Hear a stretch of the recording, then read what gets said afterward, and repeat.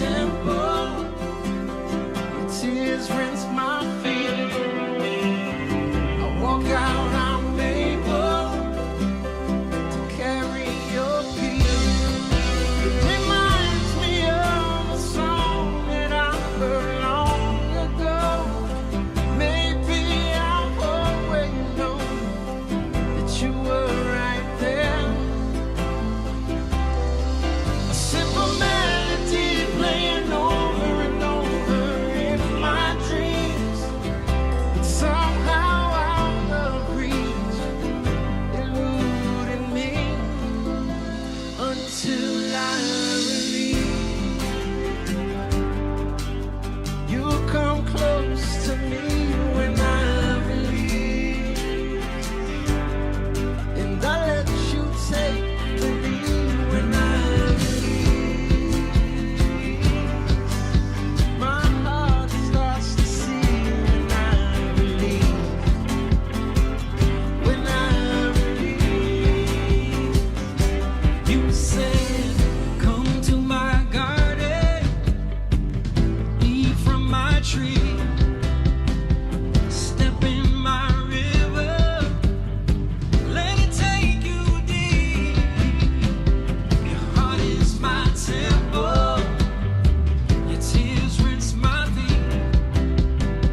You walk out, you're able to carry my peace." It's an ancient sound heard from the ones who came before. Now it's here once more to pierce your soul. A simple melody playing over and over in your streets, like a whirlwind turning things, tearing down the dark. That's where I release, and my heart starts to sing when I release. I let you take the lead when I release. You come close to me when I release. When I release, it's all in your feelings. It's all how I receive your sound.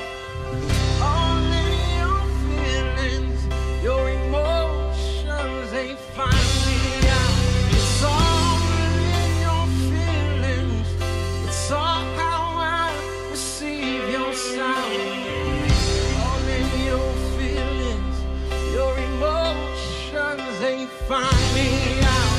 When I let it go, when I let it go, then I let it go. I let it all go now. I let it go. Hey, now I let it go. Whoa, I let it go. Whoa, I let it all go now.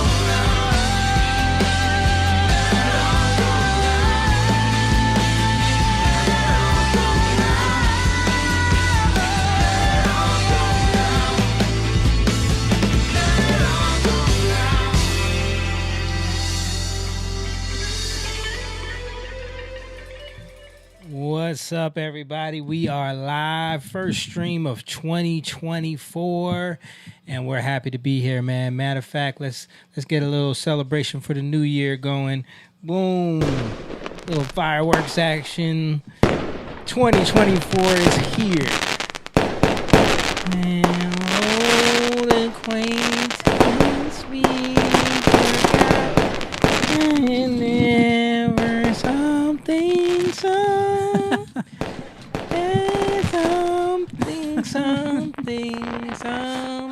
something for old lang syne.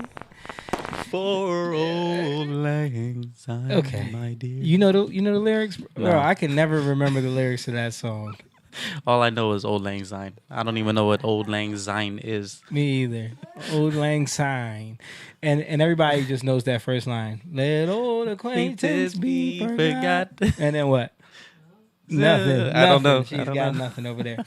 But we're here. We're live. It's 2024. We're happy to be here. Let's get into it, man. We're gonna get some things rolling tonight. You're watching Young Lion TV.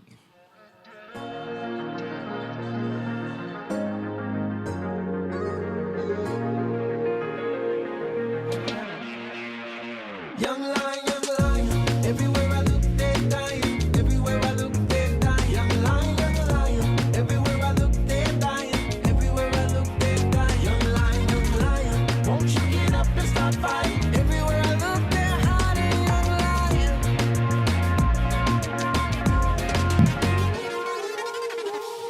Yes, sir. Yes, sir. Young Lion TV, and we are live as we always do every Tuesday night. And it just so happens to be the second day of the year. So it's a good thing that we're here. There's a lot going on, a lot to talk about. But, of course, let me get to the introductions. With me, I got tonight, sitting on the other chair, my brother, my Asian brother, the coolest Asian in the world. We not squared up on you right I there. don't know why. It What seemed happened? it looked like it was. Yeah, but, you know. I'll just slide over. Well, yeah, slide over a little bit. And when that space over there where you see the lion logo over there, that space right there, it's going to be occupied by someone in a little bit, but he's running late. But yeah, the coolest Asian in the world, my brother Simone Chang in the building. I hear him. What's up? Yeah. He's coming. He's coming. Here he is. He's coming. He's coming. And coming in the room, slowly but surely, making his way into the den. It is. Oh, dude. He's the half black, the half Indian with the Spanish last name, making his way in for 2024. Mr. James Garcia is here. We're good, man. We're good. We know you had to take care. You had to handle the kiddies before you came over, so we appreciate you making it here for the pod, you know. And then we got, of course, producing this evening is my mother. She is our favorite producer, the best producer in the world, Miss Angelique Lopez. I got her. I got her camera nice and crisp. Go Yeah. back to the angle again. I know it is Nice and looking crisp. nice. And we also got to give a shout out to all of you watching in the chat right now. Thank you to all the Patreon members. We see you guys in the building. A shout out to Lisa Sloan. I see you, Theris. Of course, our girl Theris. Courtney, our Patreon. Our sister Courtney Davis is watching right now. Happy New Year, guys. Happy New Year, everybody. Let me get your mic on, bro. There you go. Yeah. There you go. Yeah, and I see a bunch of people also in the chat. Shout out to you. If you're in there, if you're watching right now, if you're on YouTube, if you're on Facebook, Rumble, write a comment in, say what's up, hit the like button, let us know you're watching so the algorithm can, catch a little wave, because we don't get no love from the algo on this stream, because we talk about crazy stuff. They don't like what we talk about. So, By the way, you don't ever introduce yourself. that's true. We got to come up with a catchy. I never You think. never introduce yourself. I just realized that. Yeah. Yeah, I gotta start doing that. That is true. I never introduced myself. Well, I am Jamie Evans, and I am the the lead. I say the lead chair on this podcast. I'm the moderator. Nah, that's terrible. That's terrible. We got to think of something funny. Looking like Blake Griffin, but a better IQ. I'm your fill in the blank, racially ambiguous with a beard guy. On every comment on our post is like, why is McGregor. Why is Conor McGregor talking about this? Why is Steph Curry over there talking about black girls weed? Is he allowed to say that? Yeah. My name is Jamie Evans. His blackometer is not there. Yeah, And he is black and Yeah. Puerto Rican and everything else. yeah, bunch of stuff. But I see y'all in the chat, man. Hey, listen, guys, if you want to support what we do, just for those who are watching for the first time, the Young Lion Podcast is a group of brothers and family members and friends that we grew up together. We've been through a lot together. We've seen a lot as men, and as my mom is a very seasoned woman, I will say. She's seen a lot of things in her life. So we give our perspective on things that are happening in the world, with culture, with relationships, with politics, with whatever it could be. Even if we see something, catchy or interesting on we'll do a reaction to it. But it's all based around the things that we've learned, the mistakes that we've made as young men, and trying to help other young men and other people that are coming up to not make those same mistakes. And of course, it all centers around our belief in Jesus Christ and our following God, and our being led into Christ as we discovered a lot of the things that we were doing. And then, of course, we tie in some of our work in the music business, some of the things that we've seen traveling around the world. So all of that stuff kind of plays a factor into what this podcast is and the community that we've grown of the Young Lions. Shout out to all of the Patreon members and all of the people that have come to events and we've met and we have relationships with, and we're constantly growing our community so that we can create a space where people can help each other out, thrive, lean on each other in the right way, so we can build community out with like-minded people. So if that's something that you want to be a part of, you can easily go over to our Patreon, and for as little as $3 a month, you can sign up to become a member of the Pride of the Young Lions, and you can join in over there, and you can meet a bunch of people. Plus, you'll be invited into our Young Lion Facebook group where everybody's on there. And we can get into conversations. We can have we talk about topics. All of our posts that we put up clips from the show, and people discuss on those things. Sometimes the comments get crazy, but it's a good thing. It's always good to have discussions. So yes, if you want to support that way, also we do have a Cash App.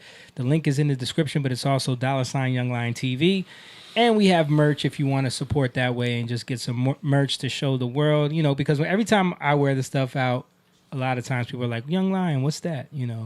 Oh, what's your shirt? What's your hat mean?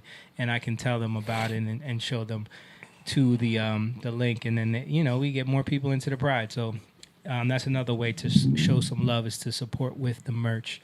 But yeah, it's 2024, guys. How was everybody's New Year? Why am I hearing music right now? Oh, we need to close that door. Is that what it is? Yeah. But in the meantime, talk about your guys' New Year's. Mine was chill. Oh. Yeah, mine was chill. I went over Nana's house. And Discuss some sports. No, we actually... Well, yeah, we did watch football because it was Sunday. Was it Sunday? Yeah, it was Sunday. And... we played games most of the time. Nice. Yeah. I was in my bed. You sleep. No, I was just in bed, and then finally I went to sleep. Yeah. I saw it was a meme or whatever. It was like in your 20s going out, in your 40s heading to the couch. Yeah. Yeah. That was good. It was good. I just cooked for the wife and kids, and surprisingly, they stayed up. Wow. They stayed up the whole time. Yeah, so- Sophia till the wanted ball to. dropped. And I think Alonzo just wasn't. He knew something was up. So I'm not Yeah. tired. Yeah, Jess didn't even make it. She took a little nap before the ball dropped. Hold on a second. Hello, did you just call me? I called you by accident. Oh, I was about to say, because Put it on. Yeah, Put it on them. I know. What? No, Simone's about to get you because you just called me when we live. Hi, Liz. Excuse you. Did Oh, she hung up. Okay. All right. Yeah. So, did you guys watch the ball drop? I did the last Yeah. second. It wasn't. I didn't. I never. I don't do that anymore. To me, that's like. I saw the ball drop and. Or as soon as it dropped, it was two guys kissing each other. Oh, Did you see that? I didn't see that. I didn't see They- that. be and then you kidding can me. tell they're actors too. They purposely zoomed in on them. Oh my gosh. Dude, it's like they have to do it. They have to do it, man. They have to do it. They have to do it. Yeah, Yeah. that's why I don't watch. That is one of the main reasons why I don't watch that stuff anymore. Right. Because from the performances to just the whole vibe of it. I don't think anybody. I mean, yeah, of course. Not people We had watch it. you know, but Yeah, we had it on, but we were playing games most of the time. But we really technically just waited to the countdown and everybody, 3, 2, 1, oh, Happy New Year. We're saying Happy New Year to everybody. I really didn't even see the ball drop. Yeah. Yeah. It was just me, the wife, and kids here. yeah. I cooked some steaks, Nice. and I bought one of them those little crappy firework packages from ShopRite. Scaring Don over there. And dude, no, because it sounded like I was surprised this year. Everyone was shooting off like real fireworks. Yeah, in They the were. neighborhood. There were. Like in this neighborhood, it sounded like a war zone outside. Well, you got some. No, it was all over. Really? It Don was wasn't on it too? No,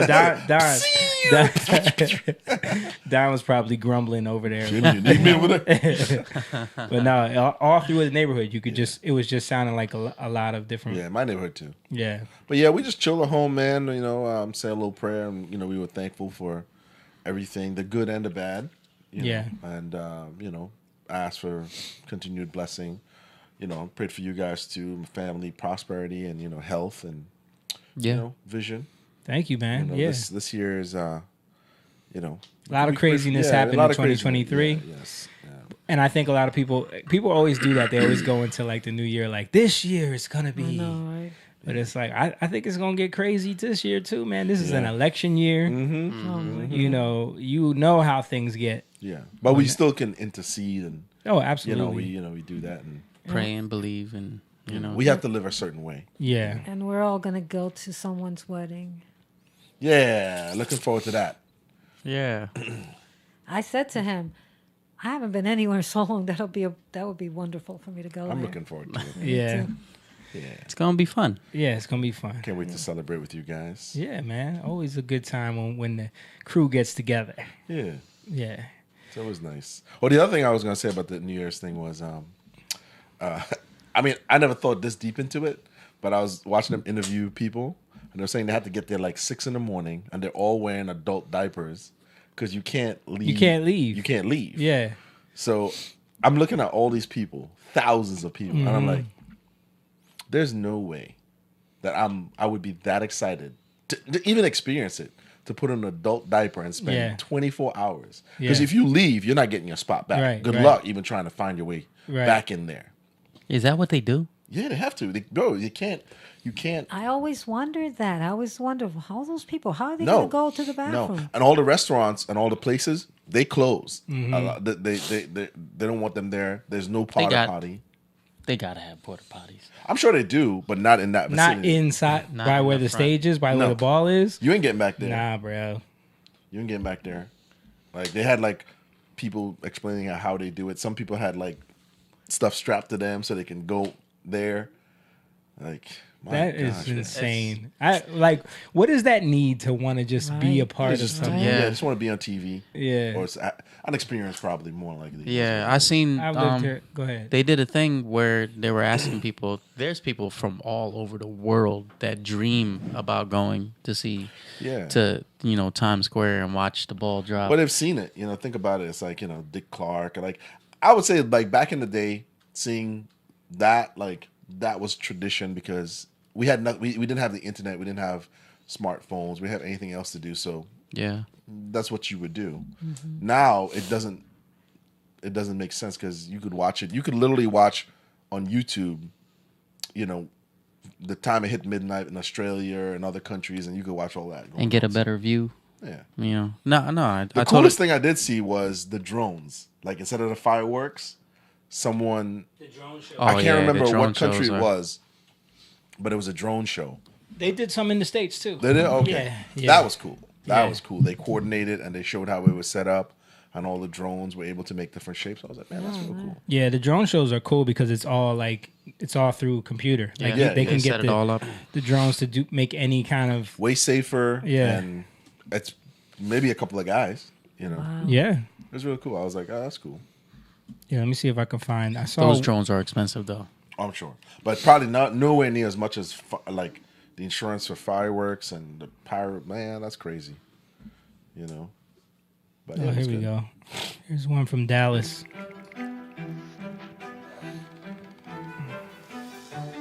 Advanced layout.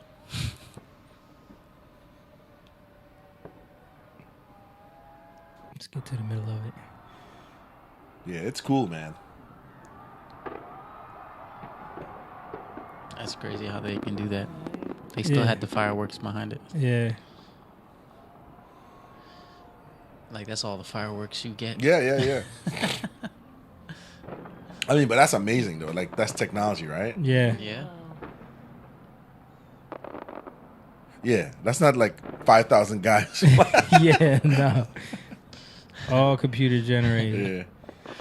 Oh, that was pretty interesting. Imagine somebody hacked the drone, the Look at this. computer, and they did some. Isn't that something? Imagine they hacked the drone computer and Is that the started two gay saying guys? crazy stuff. I like Tinkerbell. Yes. Oh yeah, yeah. If somebody hacked it and it started And saying, started saying crazy stuff. "Death to America." All right, yeah, we that's- get the that's idea. cool. Yeah, it's cool. It's a cool spin on it using technology. Yeah, I think that would be, to me, that would be, I don't want to hear from no celebrity. You Yeah, know, it's like, I don't care about that. yeah. We don't want to see what Ariana Grande thinks about New Year, or what was the one they had, Rita Ora. I think so. Yeah, Rita Ora was one of the hostess. yeah. But yeah, man. So another thing that happened, which I checked out yesterday. Did you guys, anybody watch Dave Chappelle's special? I did. Yeah, I put it on, but it watched me. it watched you. You didn't even What? see the very first joke. I gotta was- play that. Play- Did you see it? I saw it. Yeah. This Oh, one is yeah. this one is going viral. Oh yeah, what? Where the Jim Carrey joke. Yeah, Yeah. So I'm gonna play it. his punchline was hilarious. Yeah. So you do remember Yeah, it. I I'll His, play remember it. his Okay. setup is awesome. Okay. Bass was a comedian friend of mine, the late great Norm Macdonald. That's right. Shout out to Norm. So he's talking about when his father passed away. He was in a really bad mood. The only one who could cheer him up was Norm Macdonald. And what Norm did, which I'll never forget, is he knew that I was the biggest Jim Carrey fan in the world. Now, I'm not going to go all into it, but Jim Carrey is talented in a way that you can't practice or rehearse. What a God-given talent. I was fascinated with him. And Norm And that's another thing people forget is how during that time, like now he's kind of more of a, kooky Season has character. passed, yeah. Yeah. But during the In Living Color days, I and then know. Ace Ventura and The Mask and all of that, Yeah. man. He was the first person that made, like, as a coming of age, that made me, I look forward to his jokes. Yeah. It was silly and satirical and Right. kind of kiddish, but he was super funny. Because he would use his entire body to sell a joke. Right. Yeah. He would encompass the He joke would. with every muscle in his Yeah. face. His tongue, everything. Like Let's find He out. was Jerry Lewis to the 10th power. Right. You know, but yeah, you're right. Jim Carrey was huge, man. Yeah. The Mask, Ace Ventura, he was huge, man. Yep. You know? Norm knew that, and he called me up and he goes, Dave, he says, I'm doing a movie with Jim Carrey. Do you want to meet him? And I said, fuck, yes, I do. And it was the first time I could remember since my father died being excited. And the movie was called Man on the Moon. I didn't know any of this. And in this movie, Jim Carrey was playing another comedian I admired, the late, great Andy Kaufman. Yes, and Jim Carrey was so immersed in that role that from the moment he woke up to the time he went to bed at night, he would live his life as Andy Kaufman. Didn't they do like a documentary about this? And people were being annoyed by the fact that he like made people call him Andy and stuff. Yeah, it's funny to hear like Dave Chappelle, talk about I didn't know his- that. When they said cut, this nigga was still People do that. Andy Kaufman. Yeah. So much so that everybody on the crew called him Andy. I didn't know any of that. I just went there to meet him, and when he walked into the room where we were supposed to meet, I screamed, Jim Carrey. And everyone said, no. Call him Andy. And I didn't understand. And then he came over and he was acting weird. I didn't know he was acting like Andy Kaufman. Just like, hey, how you doing? And I was like, hello. Andy? Now, in hindsight, how fucking lucky am I that I got to see one of the greatest artists of my time immersed in one of his most challenging processes ever. Very lucky to have seen that. But as it was happening, I was very disappointed. Because I wanted to meet Jim Carrey, and I had to pretend this nigga was Andy Kaufman all afternoon. And he was clearly Jim Carrey. I could look at him and I could see he was Jim Carrey. Anyway, I say all that to say, that's how trans people make me feel.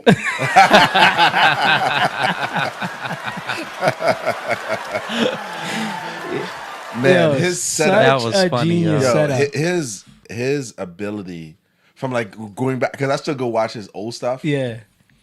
His setups, like they rope you in. His storytelling, Yeah. you know, there's everything about how he does it, the layer in which he makes you. And the fact that he came out with that joke from the beginning, because I know he's thinking like there's this whole controversy. Yeah. Am I gonna not make fun of trans people because of the protesting or whatever, them calling me transphobic? Yeah. Do I stay away from that? He went right into a trans joke. Yeah. Like, but he set it up in such a way you weren't expecting it. Right. Like he came out of that's a genius comedian right there. And two, it's like this, right? Everybody who is a fan of who watches movies know what character and method acting is. Yeah. They all know it. Right. So because within the last I'd say at least 15 years, there's been lots of like portrayals of Right. what would that be called? That genre. That would be like what? Biopics. Biopics. Yeah. Yeah. I just watched the Elvis one, which was actually really Yeah, good. Elvis one. I heard that was I good. learned I haven't that thing about Elvis being a racist is a lie. Yeah. You know, But they didn't touch the fact that he liked young women. They didn't touch that in the biopic. or she made her way to him too. Yeah, right. But no, what he's doing, what I like what Dave does is this. He's saying something that we could all relate to, which is you're a fan of somebody. You want to meet them. Yeah. And it's you know it's saying you never meet your hero. Yeah. You're going to be disappointed. Right. Well, he's basically saying that. But Right. he's doing it in a joke form because he's saying, I want to meet Jim Carrey. Yeah. Like for a lot of people, they want to meet Mariah Carey or Michael Jackson Yeah. or whomever. And when they meet them, it's never... How many times have we been there, Moon? Too many. People that we listen to on repeat, Yeah. we meet them and it's like, yeah. This is it. yeah. That's what I and like then that he does, though. their music is ruined to you after that. Yeah. Yeah. And I like that he does that because he takes his experience, he makes you understand because you could relate to that. Then he shows you that he's disappointed, but then he relates it to what's happening now. Right, You know what I mean? Yeah. right. And he also shows like this is a guy so immersed in a role Yes. that I have to now pretend to be. Yep. and that he's equating That's the that joke. to Uh-huh. this is what we're doing. You know what I mean? I hope Shanique was watching. For some reason, and I don't even mean this, for some reason within me, I'm not doing it to be mean, but there's a guy that works at Lowe's where I live, and he's clearly a man, but he dresses like a girl. Okay. And when I go in, I went to return something. He told me you have money on this on a gift card. When I came back, it wasn't working.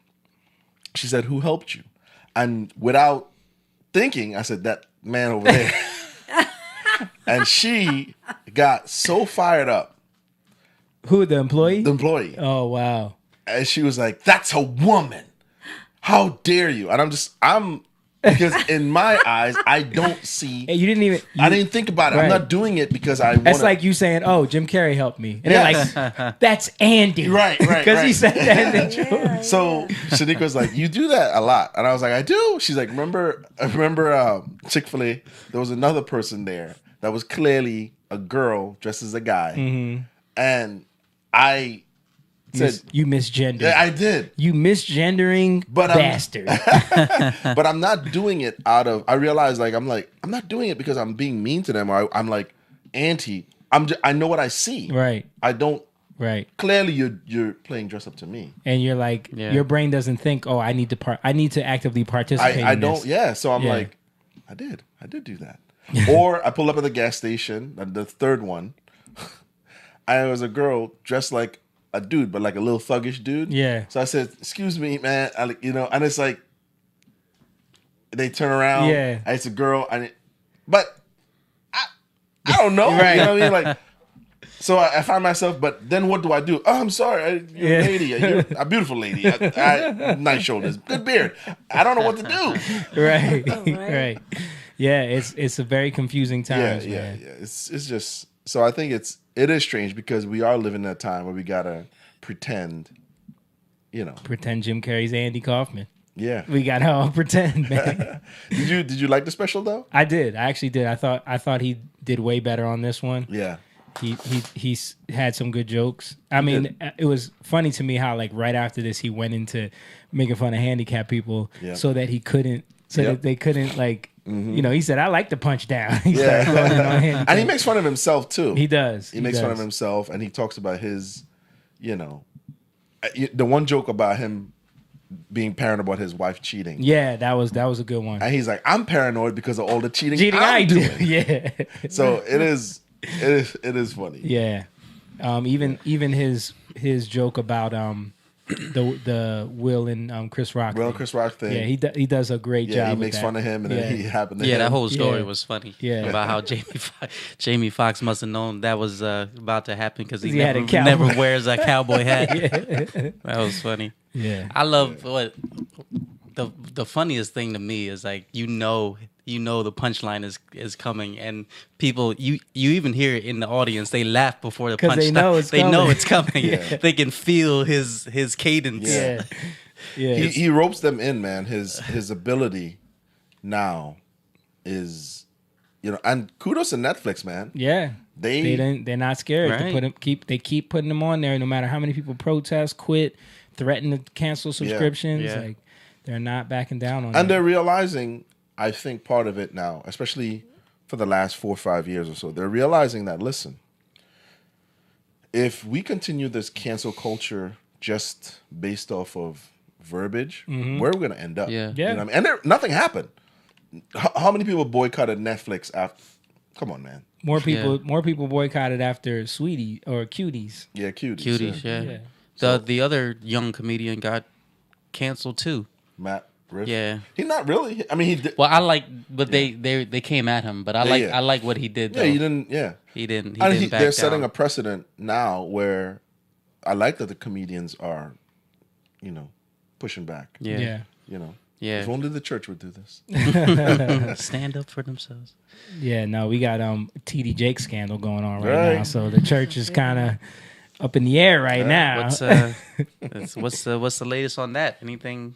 I mean, transpired? no, it's just a bunch of speculation. Yeah, we're at not this point. speculating. Yeah. So that's why I haven't talked about it yet because it's They don't just have any proof. no proof. It's just a ton of speculation. Right. But the memes are hilarious. the memes are funny because it's like him dancing at Diddy's parties. Yeah. And stuff. Yeah. The internet remains undefeated. Yeah, and they will not stop. No. Yeah. But so in other news, the Epstein list is supposed to drop tonight. I don't know if you guys heard about that. It was supposed to drop today, but it didn't. Aren't they going to move it or something? People- I heard? By who? The judge, there was a judge that ordered for this. Heavily redacted. Yeah, heavily redacted. Yeah. But there's supposed to be like 200 names now on Right. it or something. 200 names of people we don't know. Right. It's like Pookie the janitor. And the aliases. right. Storm and Norman, who the hell is that? Right. Yeah, so Yeah, they ain't gonna release the people who matter, politicians. We know politicians, we know heads of state, we know famous actors, people. Yeah, then celebrities. I would be surprised. If they do, it'll be a shock that they're releasing the correct names. It'll probably be like Pee Wee Herman. Yeah, That's- right. That's the juice. Right. Elvis. It's like all people that Died. Yeah. It's but everyone on Twitter is waiting for this right now. Like I have Twitter up right now, and everyone is like waiting for this list to drop. Julian Assange They're is gonna in be is real in jail right now, upset. looking to them like, didn't I tell you all this? Yeah, I mean, for real. But it is interesting how all the stuff that we find out, all the things that we know, all the things that get leaked. This is the one thing Right? that we can't get any information on. Right? All of the people that have been involved. That's very alarming, man. It's Yeah. too much. It's too many powerful people. You know what's crazy about that though? Dana White has allowed a lot of these UFC fighters to speak out on it. Yep. You know what I mean? So a lot of UFC fighters are saying, "Hey, how come we know everything about, like I said, politicians or Yeah. whatever, everything Yeah. else, but that part of it we don't know. Where's the list of Yeah, these people? we showed You the know? one fighter who walked out, said something about like Trump got arrested, but we still don't know who's on Epstein's Yeah. client list. He's Yeah. wearing a shirt with that, Yeah, and you hear them after their post-fight speeches. A Yeah. lot of them are saying it like, release the list. I mean, a lot of them on their podcast, a lot of fighters are, because we know the NBA, we Yeah. know they No. certainly ain't gonna allow Too that. controlled. We know Rogers ain't gonna allow that. Yeah, Just- any of the other sports, NFL, anything, they're not letting anyone right, talk about that. right. Yeah, no, I like that. I like that he allows them or gives them the ability, to speak freely about this stuff. Yeah. Yeah, And you notice it is young men who are asking, and women too, but young men who are saying, "Hey, where's the list?" Because that's the natural instinct, is to protect. It's like we know something is wrong. yeah, Yeah. We know something is wrong here. yeah. Everyone knows Epstein didn't kill himself. Everyone knows that. Right. Like everyone says that. It's a meme. His partner said it from Yeah. jail. Yeah. Yeah, Ghislaine Maxwell. yeah, Jimmy, Ricky Gervais, he actually just dropped a special too. yeah. I've been watching it. I haven't finished it. I haven't watched that one, Yeah. but he said it on the Golden Globes. Remember? Mm-hmm.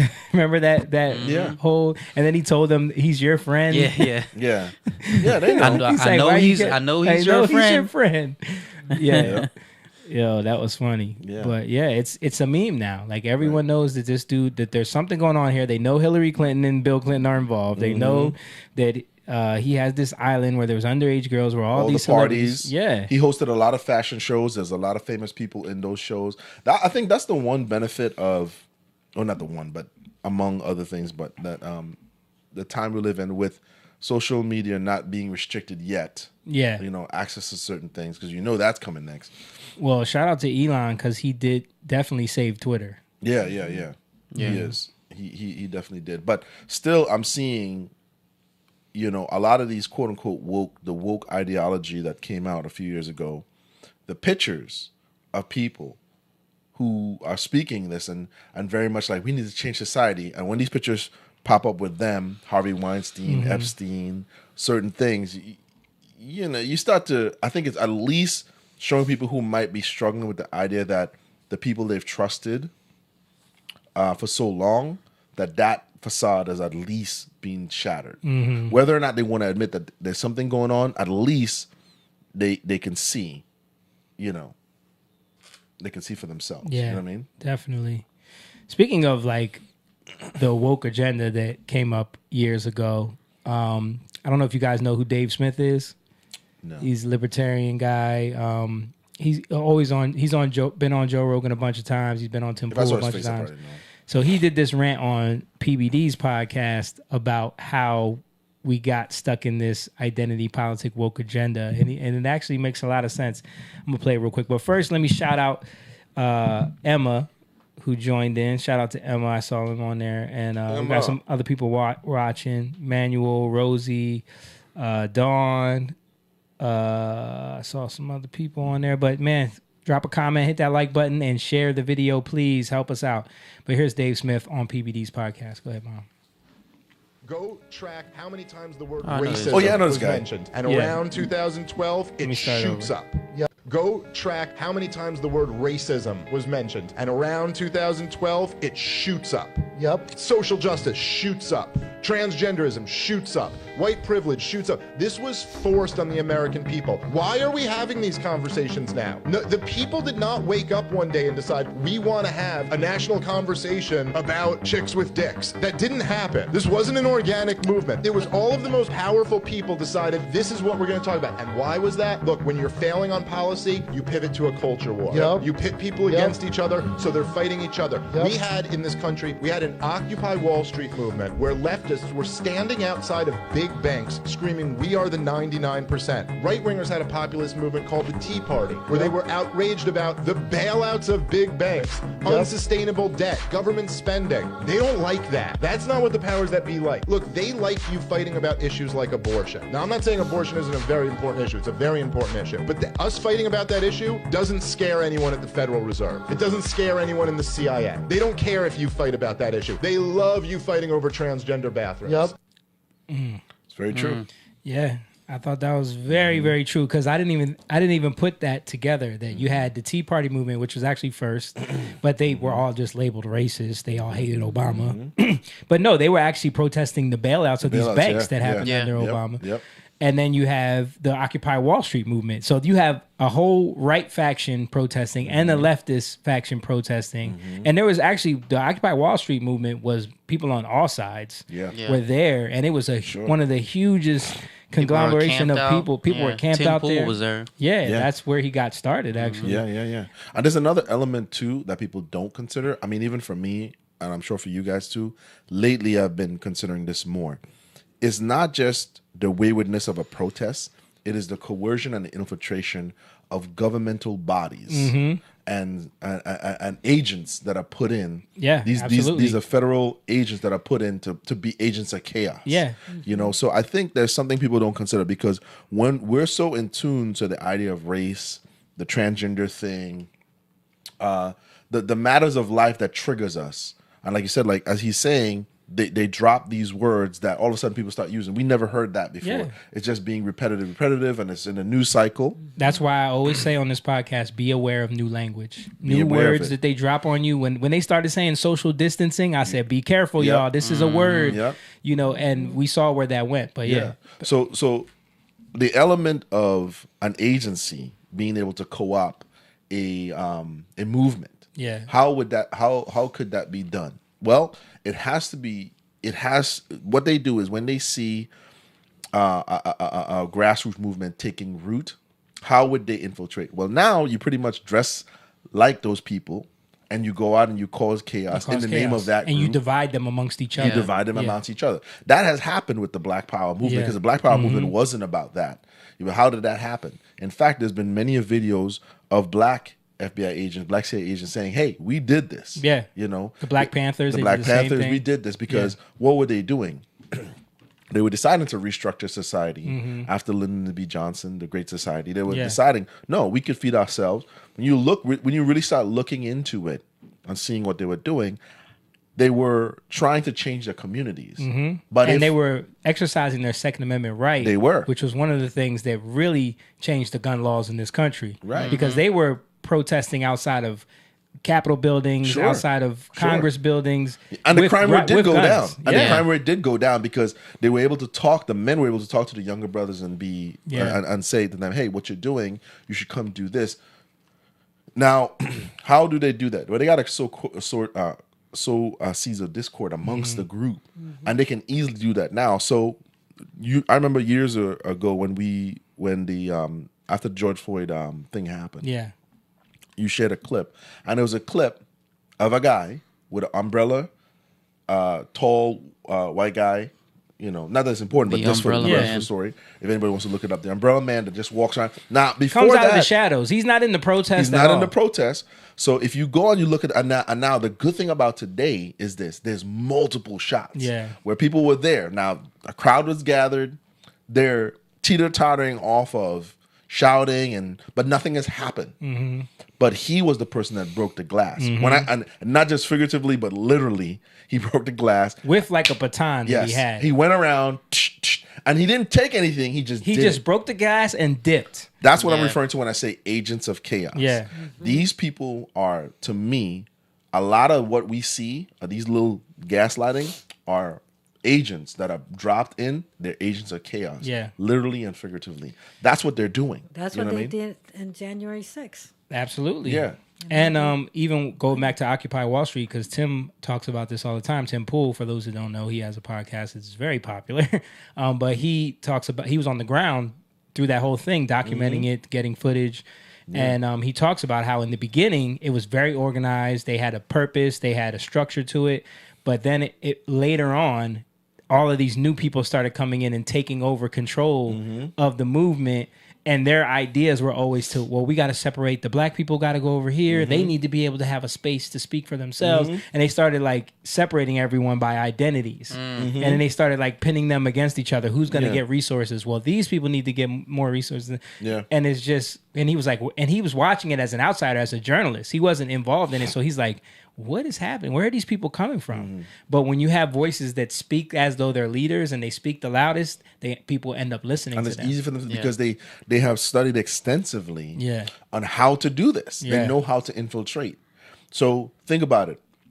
Again, during this time when the protest was really going on, all of a sudden these videos started popping up of young black people saying, "Look, yo, bricks. Yep. Look, Yeah. gas. This ain't here. This is conveniently. Why a riot's is this all happening. here? Why is this all We here? just got here. Why is there pallets of bricks Why everywhere? is there pallets of bricks? Who has ever seen pallets of bricks? Yeah. Just laying out neatly Where stacked? everyone has already said they're going to protest. Right. I remember there was a video of she was probably a little bit older than the young man that was given the brick, and she noticed that they weren't from the neighborhood. Yeah, like I why are remember you that. giving? Why are you giving I remember him a that. brick? Yep. I remember that. Like, And it you're was not girls. It from was young here. girls doing it. Younger Yeah. women. Yeah. Not There girls. was a few videos. I saw one with the young girls. They were in a car, and the girl goes up to the car and knocks on the window. She said, "Why did you hand them this brick? Right. Why? Don't do that. That's not what we're here to do." Right. And she gives the brick back to them, and they drive off. Right, because and there's that's- a bunch of white girls in a car. Yeah. Yeah. And the thing about it is this. This is the thing about the news and what the corporate eyes news, they're just looking for the shot. So they don't need the backstory, the how, what, when, and where. They just need they just need that shot. They just need the shot of the building on fire. Yeah. And then that's all they wanted. Right. So how the bricks got there, they don't care. They don't care. Who gave the bricks, we don't care. We just need the store being looted. We just Looting need and fires we just need and that. peaceful protests. because Yeah. people are going to respond to chaos. That's what they're going to see. People are going to respond to chaos. No one is going to look and see, well, when did this? Yeah, you're right. This brick wasn't here earlier today. Yeah. No one is saying, well, we have street cameras. Why don't we look it up? Right. No one is. If you're truly a journalist, if the news outlet cares, they say we're getting reports that people are saying that there's some sort of infiltration and coercion here. Let's go back and let's really do journalism and let's contact the city. Let's see, was there really construction going on here? None of that happened. Right. It was just straight to this is what's going on, and Yep. you could see it. Yeah. And unfortunately, that we allow that to happen, and we feed into those narratives because they know that people are emotional about these things. Right. And then they use those narratives to force us to make decisions that are not in our best interest. Yeah, and unfortunately, when you're politically dogmatic, that you're going to be a victim of that. Yep.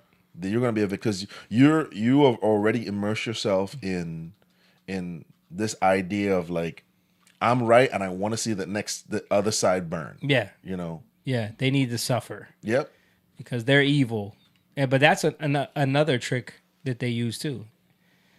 Shout out to Jess. She said she's watching on YouTube, but she commented on Facebook, I guess, because we didn't see her YouTube comment. I don't see it on but thank you for watching on YouTube. Share it too on YouTube, please. Hit the like button over there. Anybody on Rumble? I see some people watching on Rumble, man. Drop a comment. So staying on the lines of Black Lives Matter issues, this other clip went kind of viral in the Black Twitter sphere with brother Dr. Umar Johnson was on the Joe Budden podcast. So you can imagine how this is getting ready to be a gem right here. He was going on a rant about Vanessa Bryant Have you seen this? I haven't seen it, but Okay, let's play it. they keep Let me ask making you it. Stop. Let me ask Kobe you. Bryant. Let me ask you. Kobe I Bryant. want to ask you a question. Kobe Bryant died. Vanessa. So I think that the conversation. I haven't seen the whole thing. I can't stomach it. Interracial, probably. But it's probably based around, he's vehemently against interracial dating. Right. He's against black men being with white women or anything outside of an African. He always calls everything African, even though there's a huge distinction. Those Africans do not claim you. So. But yeah, this is. I think that's where this conversation I think started. that's where it started. And yeah. then one of the guy next to him has a white girlfriend. Okay, That's so he's going to defend it. Okay, so he's using as his example Kobe Bryant's wife. Yeah. So Oh my goodness. there he goes. He's one of those dudes that will never let anyone talk. Like he does a great job of just completely. He knows how. ignoring- This is what people. I stuff like this. I tune it out. Yeah. But he's probably more mad that he didn't get none of that money because he's been building a school for like He's 40 years. My school. What about my school? Yeah. He might not even believe everything that he says. He's probably just engulfing and playing that character now. So you think he's a grifter, or maybe, you think? maybe. I think a bit of Maybe. both. I think Maybe. Yeah, go ahead. Sorry. No. This. I made my point. He's Jim Carrey? You know. You know how people they become like a character. Yeah. And that's just what he plays now. Right. Yeah, he is essentially doing the same thing Charlton White is doing. He knows that if this is a hot button issue, like you said, we just talked about the issue of race. So he knows that because every time I see on the internet anything to do with interracial, there's a picture of him, one with Umar Johnson, or a meme from him. Yeah. So it's just part of he's coming on there to discuss that. Yeah. And they know that. So the shows are really they're pushing it too. They're just pushing back, but that's what they want him on there for. But what do you think about what he said though? About it's nonsense. How Vanessa Bryant should be using that money to help the black community. That's nonsense. That's none of his business. Yeah. But didn't Kobe already had Mambo set up? Like, yeah. Or what is it? Was it Mambo? The Black Mamba. Black Mamba. She's helping the black community. Her Mamba. daughters. Right. She does have black daughters, right? Right. Don't they have, how many other kids do they have? I think it's 4 altogether. Yeah. So that's not his business. But Yeah. he don't know. No. Yeah, he doesn't know. yeah. He don't know what she does. And Like plus, this, it looks like Kobe he's- probably has mad foundations Still that's set up, still yeah. set up that helps communities. But it like just that. seems like he's just one of the ones causing division. Oh no, that's exactly Oh, what he's doing. Oh, that's Absolutely. absolutely. Yeah. But it to me is like, dude, you're not going into slavery. Like they never talk about, you're not mad at the Africans that sold the Africans to, the Atlantic He has slave mentioned trade that, but he and the talks Muslim about, slave he trade. talks about them being Arabs. They're not. They weren't. They weren't.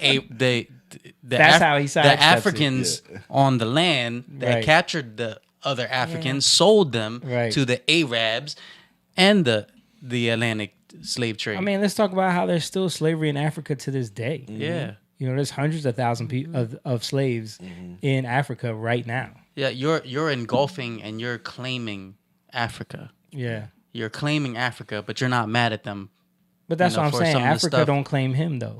That's what I mean. Like you pick and choose what you Yeah.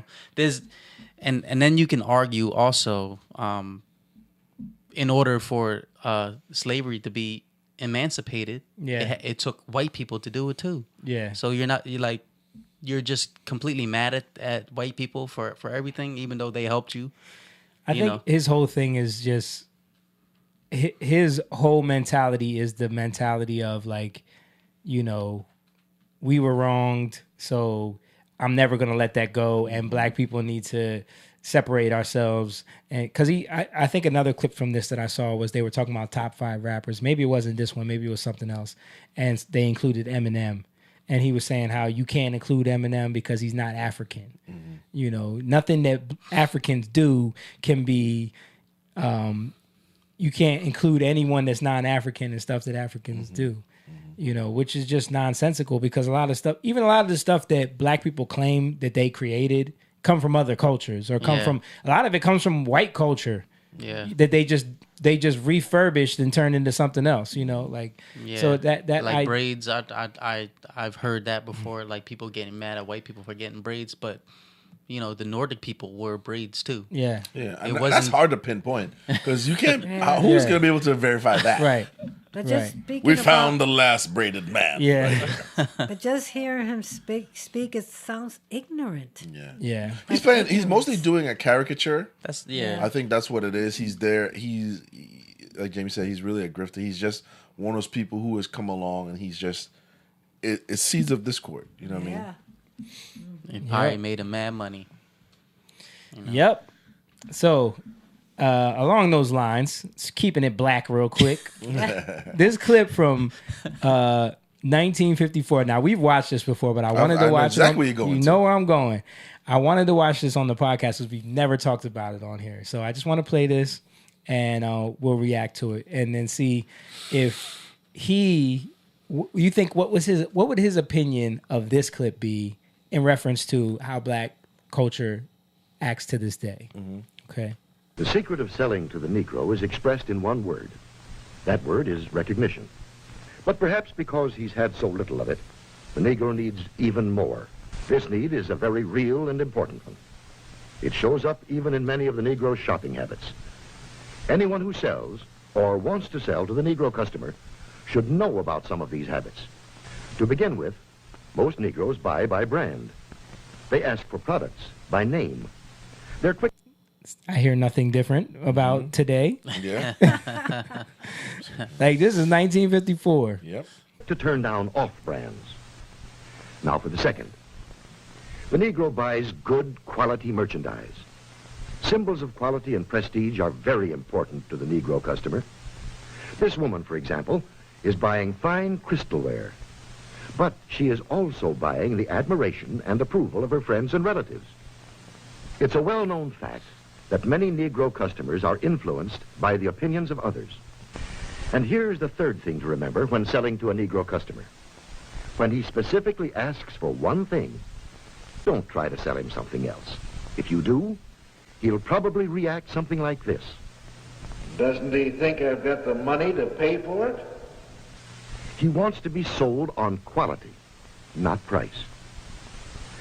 The Negro buys by brand, he buys quality, and he doesn't like to be switched at point of sale. These are the keys to selling the Negro customer. So this is a clip from How to Sell the Negroes, 1954. 1954. All right, go ahead. I got something to add to it. Okay. You know who produced this? Who? This was Johnson from Ebony Magazine. Wow. Black people actually made this video. Wow. Because I've looked into it. They made this video for Whites. Yes. To understand. So why they should sell to them. Right. So this was produced by black people. So was this trying to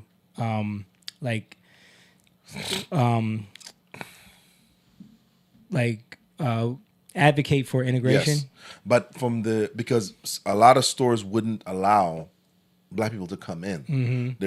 This is the beginning stages of when it really ties back into the black boule and the black bourgeoisie class. There was something happening in Black America at that time. It really started here in Philadelphia by Henry Minton, when they started to separate the black bourgeoisie class from the rest of the black people. These were the educated blacks. Yeah. These were the blacks that went to fraternities, fraternal orders, Masons. Many of them, they were trying to separate themselves because there was really no end in sight for segregation at that time. So a lot of the well-to-do educated blacks were basically trying to separate themselves from this massive influx of Southern blacks that were leaving the plantation lifestyle. My grandparents. And coming up north. And as they were coming north and experienced life here, there was a group of educated blacks. The colorism thing started, the brown paper bag started, the hair comb test started. So there were a group of elite blacks that were trying to show white society that we're not those blacks. We are a unique group of blacks that we're educated. We care about quality. We care about quality. Status. We care about status. And wrapped in all of that was their their growth in economics too. They were living in certain areas. So what was happening was these films were ordered by companies like CBS, ABC at the time, who they would say, hey, make these videos so we can show that you want to participate in elite society. Yeah. You're not going to come in here and you're not going to be you guys remember the scene in Malcolm X 1992 with Denzel Washington and Spike Lee? I mean, they're walking the street. They had on the zoot suit. What they were trying to do was say, we want to differentiate ourselves from that class of people. The jazz. Jazz now is cool and lame, but jazz back then was a rebellious music form, right? So it would be like this today. How do we get rid of Lil Jon and the Yin Yang Twins and bring in more Barack Obama, Andrew Gillum type? Right. Like, how do we do that? There was a separation of the classes. So that video was published by Johnson Publishing, Ebony. He owned and operated Ebony. He was also a member of that the Black Boule class, which is like, we call him the gatekeeper class. And Umar Johnson does talk about that. But basically, these people were trying to differentiate themselves from the lower class blacks. This is the Southern couldn't read. You will hear a lot of people talk about the great, is it the great, not migration, but maybe that's the word. When a lot of, Henry Ford was hiring a lot of black people. There was a lot of factory jobs popping up. And a mass migration from people from the South heading to the North. But there were already established black communities here in the North that were upset that a lot of these blacks were coming here and they wanted to separate themselves. And how could they do that? They would do it through education, through fraternal orders. There was that. Freemasonry, the Elks, all these kind of things. So they felt more elite than the Southern country guys that were coming up. And more importantly, there was something unique about to happen. They were going to be the handling class for the lower blacks. They were going to be the new, on a plantation, you would have the slave master, this is the master of the property, and you would have the house. The Stevens. The Stevens, but there was a class of people that were over them. You know what I mean? Like this would be the in that time it went from like being a white person controlling the slave, then they started to train black people to control them. Usually the offspring between the white slave master and the black woman, but then it became like the Stephen types. Right. And so they saw that. So really there was a class of black people that was emerging above slave. We're not them, we're better than them, but we could have this.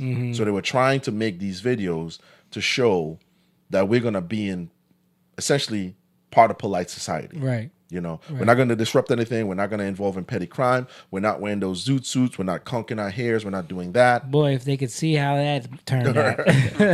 Right. So many of the many people call them today, these are the black gatekeepers. We're not going to, this is the Jack and Jill Club. Yeah. This is what Atlanta became. Atlanta before Atlanta is Atlanta today was sort of a hub of that. We're going to be our own elite. It was black elites, doctors, lawyers, educated people that and there was an emerging like I said, emerging wealth that was happening, and essentially they were going to sell to the black community. Now, I'm sorry, I'm being long-winded on this, but so now think about it, right? This video, people see this video and they're shocked at it, but is it any different than P. Diddy on a boat with his Ciroc? Is it any different than it's Michael Jordan selling you these shoes? That's my point. My point is nothing has changed. Nothing has changed. The only difference now is while we would see that, we would blame white elitism. It's really other blacks selling us the idea of swag and what's cool. And because now to come to find out, P. Diddy owns like 1% of Ciroc. He really never owned it. Right. Jay-Z never really owned the Nets, so it was a percentage and he sold that anyway. So the idea is, how can we use you to sell to your people? Those are the celebrities. The video we're watching was meant for black elites, but the black elites now are really celebrity types. There's still vestiges of the elite clubs, fraternity and all that kind of stuff like that. But today we more worship the celebrity. So whatever the celebrity says is popular, we want that. Right. You know, this is why you see little boys and little girls who are still pooping themselves in Jordans and $80 haircuts Right. with diamond-studded earrings. You know what I mean? But, you know, this is why we see that. So it's to show off, you know. That's what it is, you know. Yeah, makes a lot of sense.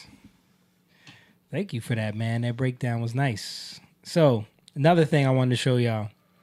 Have you guys been seeing, like, we got the body positivity movement going on for the last year. We're starting to see the effects of that now. There's all of these, they used to call them fat fluencers on TikTok and YouTube and Instagram. So I want to play a little clip of Blair White, who is a YouTuber, showing the results of a lot of these people. Just because I'm fat, that doesn't invalidate the things that I say. She died. You ready to get supersized?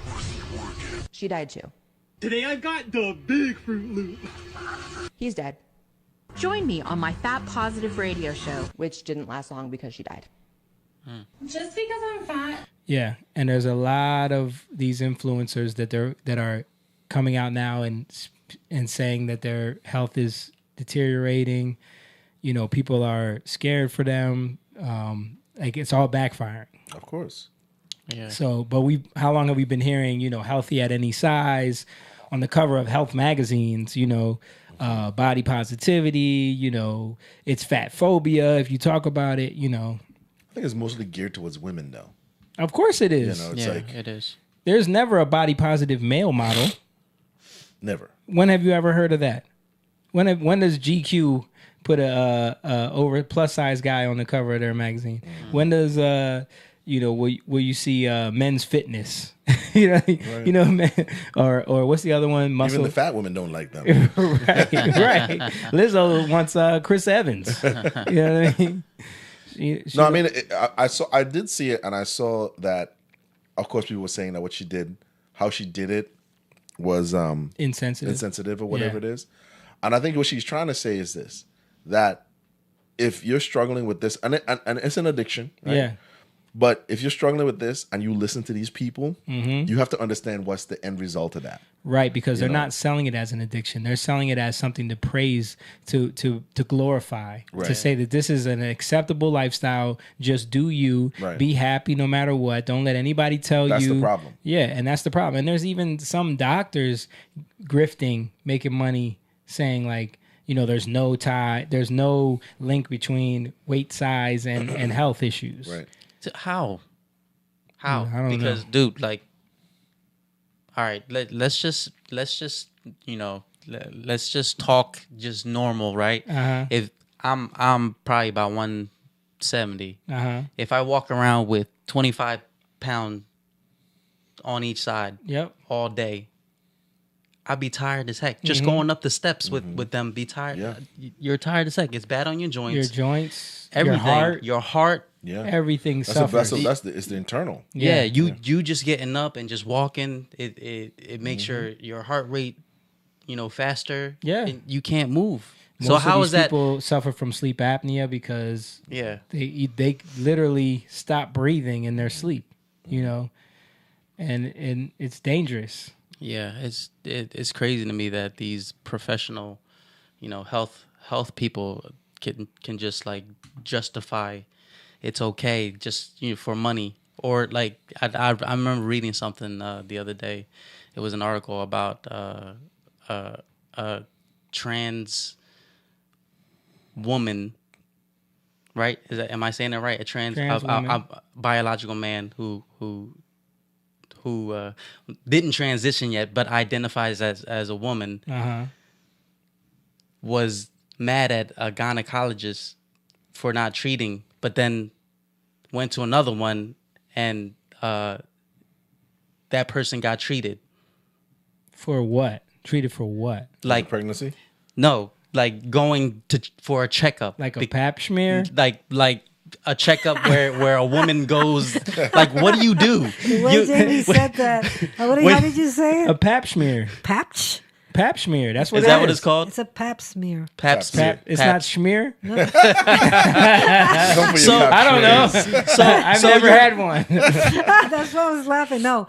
No. So you're so delusional, but this doctor is not telling you, like, when you open your legs, Oh my god, that's so dumb. you Because you see something there, and what do you do? they're acting like they don't see it. I think it's the money, like you said. Like It's about Yeah. they're acting like it's okay because they don't care. They're making the money. I think there's always going to be people who are going to take advantage of people's stupidity financially. Yeah, of It's course. always going to be that. Yeah. Remember when I told you guys? I mean, I'm a contractor, so this always happens. I'm leaving the store and a guy pulls up. Hey man, you want some tools? Yeah. Come on, you know what I mean? Like, if I do it, I'm the stupid one. If he robs me or if I get caught, I think the problem is we live in a time where I don't think these doctors give two craps about these people. Yeah. I just think it's an opportunity to make money. That's why I said they're grifters. Some do, but Listen. you take an oath to serve people. Do no harm, isn't that? Isn't that part of do the no harm? Like, but Hippocratic oath? But there's no consequences to do harm them, Yeah. so it's might as Right. well. Right. I mean, we just saw that. I don't know if you guys, how this is connected was Netflix have been doing recently a bunch of, at least 3. It's about the beginning of the opioid epidemic. Yeah.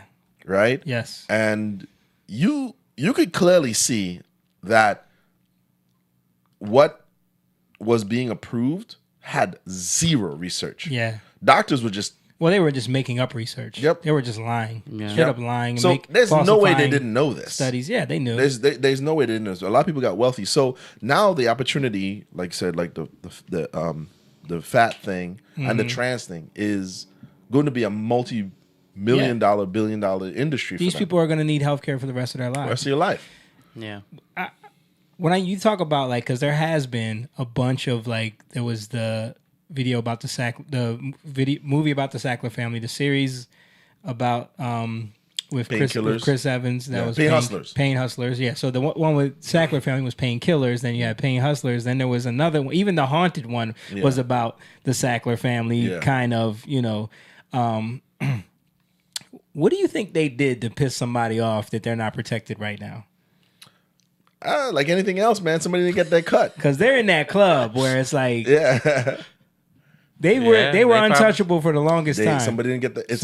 Somebody didn't get that cut, man. Yeah, somebody didn't get that cut. Yeah, somebody didn't get their cut, or they wronged some political person, and they're no longer protected. Yeah, because there's no way a family that rich and important is all of a sudden the target. Yeah, and that's the thing too, is when you mention wealth, these people are not holding necessarily that amount of money in just the bank. It's assets, it's other things, it's other investments. So, that's really what it is. You know, it's like these people are holding accounts and investment firms and this. So they're not just sitting on like $5 billion in the bank. No. You know what I mean? Their money is tied up into our entire economy. Yeah, so they themselves are not as untouchable as we think that they are. You know what I mean? Yeah. But when they do lie, these health officials, that's when you get stuff like this. Right. And part of it is this, right? Like, if she did the video where she was a little more sensitive, it probably wouldn't get the attention that it did. Yeah. Because by her being so like dry, it made people upset about it. Right. But it needs to get the point across. Right. Like I was saying, or else you get stuff like this. Oh, music. Oh. What? Okay. Okay. Is that safe? What is going on? Yo.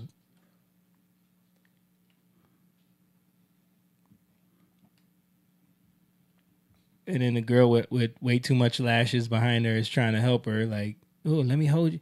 Do you need my help? She's like, I got it. Oh. Tilting. She's strong. Tilting. She is strong with them fingers losing grip, though. Oh. She knows what's going to happen. Yeah. Look, and she said, "Yeah, you did good." Yeah, I was like, I saw that, like, yo. And that girl helping her is exactly what those doctors are. Yep. She knows that this girl can't do that, but she'll gladly take her money. Yep. You go ahead, girl. Right. Queen, yes. How much of this class? We all sexy. We all. Yeah. All right, let's keep it going. So I wanted to show you guys this. I saw this video about because they've been doing new tests on CERN. You guys been hearing about CERN? I haven't heard. I heard about CERN, but nothing recently. Yeah, so they've been firing it up again. Clearly, they're up to something with this machine. I saw a whole video about how some young kid who's like a scientist was breaking down how every time they fire it up, it knocks us into a different reality that we don't realize. It was an interesting video where it's like it knocks you into like that's why certain things from your past don't line up the same. You know, it was weird, but go check that out. But I saw this video. This collider and these beings that they're in communication with. So we're talking about the premier scientists on planet Earth right now who are actively engaged, according to their own words, communicating with something with a personality, in their own words, from another dimension. And that's the purpose of the collider. I mean, people need to understand this is not science fiction. This is fact. That's correct. What I write about in my novels, right? I place a storyline that is embedded with science fact. Everything that I present publicly in the books, public speaking, is all drawn from their own scientific journals and white papers. And then I'm able to see what they're doing. Not just extrapolate, but see in the real time what it is they're doing. Not a future agenda, but what they're doing right now today. The imminency of what they intend to do, which is opening this gateway. And understand that the world of science in terms of particle physics also overlaps into DNA, into biology. Yes. There's a multifaceted, multi-level agenda at play, not just with CERN, but it's proof of concept feeder labs around the world that feed into CERN. So we are talking about changing humans, changing the planet. We're talking about not only bringing in information through a portal, but we're also talking about definitively changing our way of life. This is a threat to our existence, to the creation of mankind. What do you guys think about that? CERN. I need to see some proof. I know. I was thinking the same thing. But I did. Remember I showed y'all that ritual that they did at the CERN building where they did the mock sacrifice. Yeah. There definitely is a lot of strange things about the facility. Sure. But yeah, like, you know, let me Google this right now and see because he said this is a fact that they themselves say that they're speaking to entities. I've never heard this. Yeah. I saw the clip. Let me Google it right now. Man, they're probably turning on and they're speaking to some kids that's messing with them. We're from a different dimension. Well, that's not what it's not a communication device. How did they speak to them though? That's what I don't understand. It's a atom collider, a particle collider. USA Today fact check: scientists at CERN are not. Look at this. They're not opening a portal to hell. The claimed scientists at CERN are communicating with demonic entities and opening a portal to hell. In April, scientists at the European Organization for Nuclear Research for CERN restarted their particle accelerator, the world's largest, most powerful accelerator, after a 3-year hiatus. The accelerator, the Large Hadron Collider, had undergone repairs and upgrades. The scientists plan to use the crashed protons together and learn more about the origins of the universe. Another thing about that I thought was interesting was, and I was telling this to somebody, they were showing me the video, like they're smashing these protons together to simulate the Big Bang, right? Mm-hmm. Because they say that like when they do that, it creates the environment that all particles that we know came out of, right? Mm-hmm. And I'm like, and they're like speculating that there's like this new particle in there, this new substance in there that's a denser matter. I forget what they were calling it, than the particles that we know. It's like even smaller substance. But the one question that I have is like, well, where did those two particles that collided together come from? If all the particles came from the bang, right? where did those two particles come from that bang together to create the Big Bang? Right. Does it like create some type of power where it opens up a dimension? No, I'm saying in the original Big Bang Theory. Oh. There was a bang that created everything. Right. But they're using protons to collide together to create the Big Bang. Yeah. So those protons need to exist. Right. Already. Mm-hmm. Right. It Big Bang, nothing. There was nothing. Nothing, and then a bang, and then everything. Yeah. But where did the bang? So then where did the two things come from? That's what you're saying. That's what I'm saying. Like, yeah, I get it. So Jeffrey said, he said, this reminds me of the movie Hellboy, where the CERN opened a portal and allowed the devil in. Yeah, I remember that. And CERN is where they tried to capture neutrons that is small to an atom, as an atom is to us generated from a supernova. Wow. This is right up his alley. Yeah, I was just thinking that, Jeff. I was just thinking that. I was like, yeah, that sounds like that. Or Stranger Things. Yeah, Stranger Thing. Yeah. Which, I mean, Stranger Things is based on a real facility in Montauk, New York. Yeah. I mean, for me, I don't know much about this. My contribution to it would be, I do think that there is, there's a realm, a spiritual realm that we human beings cannot see. Mm-hmm. And I think over the years, part of the occult and part of the ancient world is a hidden knowledge that's available to certain people who've submitted to these entities that will give them knowledge of how things work. I don't think they themselves know entirely how it works, but it's a partnership, a sinister partnership that happens behind closed doors. Yeah. And how they can market that to our society is, science. But back in that time, where did these? If you go look and you study ancient hieroglyphs and ancient cultures, there was always seemed to be this commingling between what would be the elites of that society, the leaders of societies, with an outside world. Some entities. Yeah. You could see them. You could see them as primitive as they try to make them look. They were doing something. Yeah, and all of their ancient stories speak of some sort of an entity extraterrestrial, coming to outer-worldly event, and teaching them how to form their society, and their civilization. How to do it. Yeah. So much so that civilization that's like thousands miles apart in different parts of the world would have the same depiction of the same entity. You see it's eerily similar. In fact, that was one of the scenes in Prometheus. I'm not saying Prometheus is canon or anything like that, just saying that when the scientists say, hey, listen, this society existed over here, there was no way they had contact, but they all had a similar experience. Yeah. Well, from a dimensional standpoint, these beings would have access to visit different societies, while the humans would be limited to do that. That's what I would say. I think there's something sinister that we just as human beings don't understand. But as a believer, there is an outside element that we cannot comprehend. In fact, there's a story in the Bible where Jesus warns one of his prophets, if I opened your eyes to see what's around you, you couldn't handle it, because there's a world that we can't see. There's a world. In fact, that happened with Balaam's donkey. Balaam's donkey saw the angel there.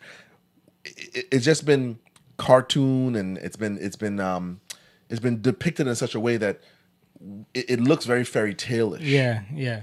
To us, but there could be. But listen to what Ezekiel saw when you read it, what he saw in like that's totally not. That's totally not. And you and I have had depth of these conversations about Genesis 6, and about what was taking place, prior to the flood of man.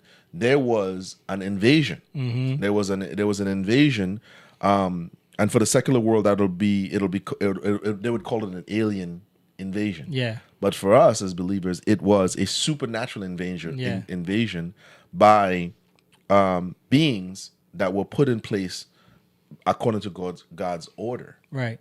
They stepped out of that order. It kind of flippantly speaks about this in Genesis. It's very vague. But that's why I think, like, I believe there's certain, extra biblical texts that people don't want to verify that kind of verify what that You is. mean the speaking about. canonized script and non-canonized? Yeah, I'm saying non-canonized stuff that certain people would claim is not valid. But you know, when you look at the Dead Sea Scrolls and when you look at the Ethiopian Orthodox Bible and the historians and of old. There's also other scriptures in the canonized Bible that refer to some of these extra biblical texts that kind of show that there's more to that story that we're not getting. Yeah. That they just know as common knowledge. They Right. just say it like, when they talk about how these fallen angels are locked in chains. Tartarus, yeah. Like this is not something that we don't know this story. Right. You know what I mean? It's in Revelation that they'll be released. Right. Yeah. Well, what did these angels do Right. that was so bad that they're locked away, but Satan is allowed to roam free? Right. I mean, I know it's tied in everywhere, but they did something that caused instant punishment. Right. And when you look at Jude, how Jude just refers to Enoch as the seventh from Adam, Right. who was a prophet who spoke these things. Like those aren't things that we know from the Bible. Right. That it just says that Enoch walked with God and then God took him and that was it. Like we don't. But again, those things are almost mentioned in a way where it's like, okay, these are things that we know already, so I'm mentioning them as in chronological order. Right. Like this happened and then this happened. Yeah. Wait. Hold on. No need to expand on that because we know these things already. Yeah. But we don't know these things. But even looking at Genesis, before the flood, how long was civilization?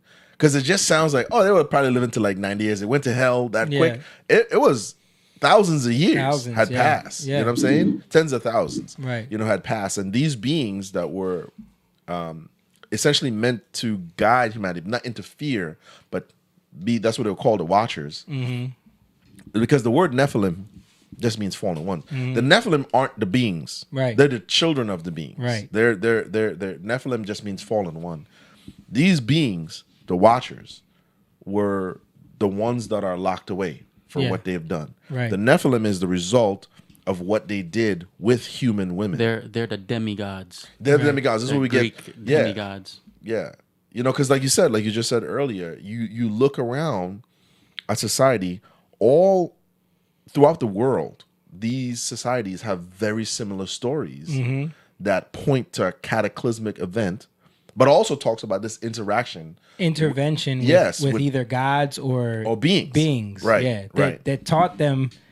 Well, so a lot of civilizations are taught that these gods had children with women, yes, and created demigods, like Moan said, right, or taught them how to do their civilization, how to create metals, how the advance of the man, how quicker than it's supposed to be, right, how to find the herbs that they need to and make war against one another, war. All of these things are mentioned, right? Yeah, Azazel is the fallen angel that taught men how to manipulate metal. Metal, yeah. And that reminds me of the god of war. What's his name? Ares. Ares, yeah. Yeah. There's a lot. It's so similar. There's a lot because it's so. I've rarely heard any. I mean, through YouTube, yes, but in my lifetime of being in church, this is a very tough subject to take on. A lot of pastors don't focus on that, right? So they avoid it. What has been reduced to is this, and I don't know. I'm just saying this. It's been reduced to either the Sethite theory or the fallen angel theory, which is the Sethite theory. Is just those were just the kings of old that were the children of Seth that were rebellious. I've heard that explanation. Yeah. Then I've heard the fallen angel thing, and I think it's just been reduced to angels having sex with women, but it could be something that we don't know. Right. You know what I'm saying? That we don't we can't comprehend. We can't comprehend it. So it's been reduced to this like weird kind of like sexual interaction, and it may very well be, but it could be something that we don't understand it. Taking on strange flesh, because they just didn't sin against humanity. Yeah. They sinned against all. Yeah. It was just they corrupted the flesh, they corrupted the plants, they corrupted everything. Yeah. What were these beings doing? And when it says Noah was perfect in his generation, from what I have understood it to be, it was talking about he was the one human being and his children that didn't have this bloodline. Corrupted genetics. Yeah. It wasn't that he was perfect. Right. You know, it wasn't that he was perfect and a sin, because he's not Jesus. Right. You know what I mean? Right. So he couldn't have been, because he would have been a savior type. Right. You know, it was just showing his genetics wasn't manipulated. Now, fast forward to this time, we have designer babies where you could pick out the eye color and you could pick out this. And it's heading to a time where people call it a chimera is like a hybrid, I guess. We've seen it within the last 30 years of the manipulation of genetics, right?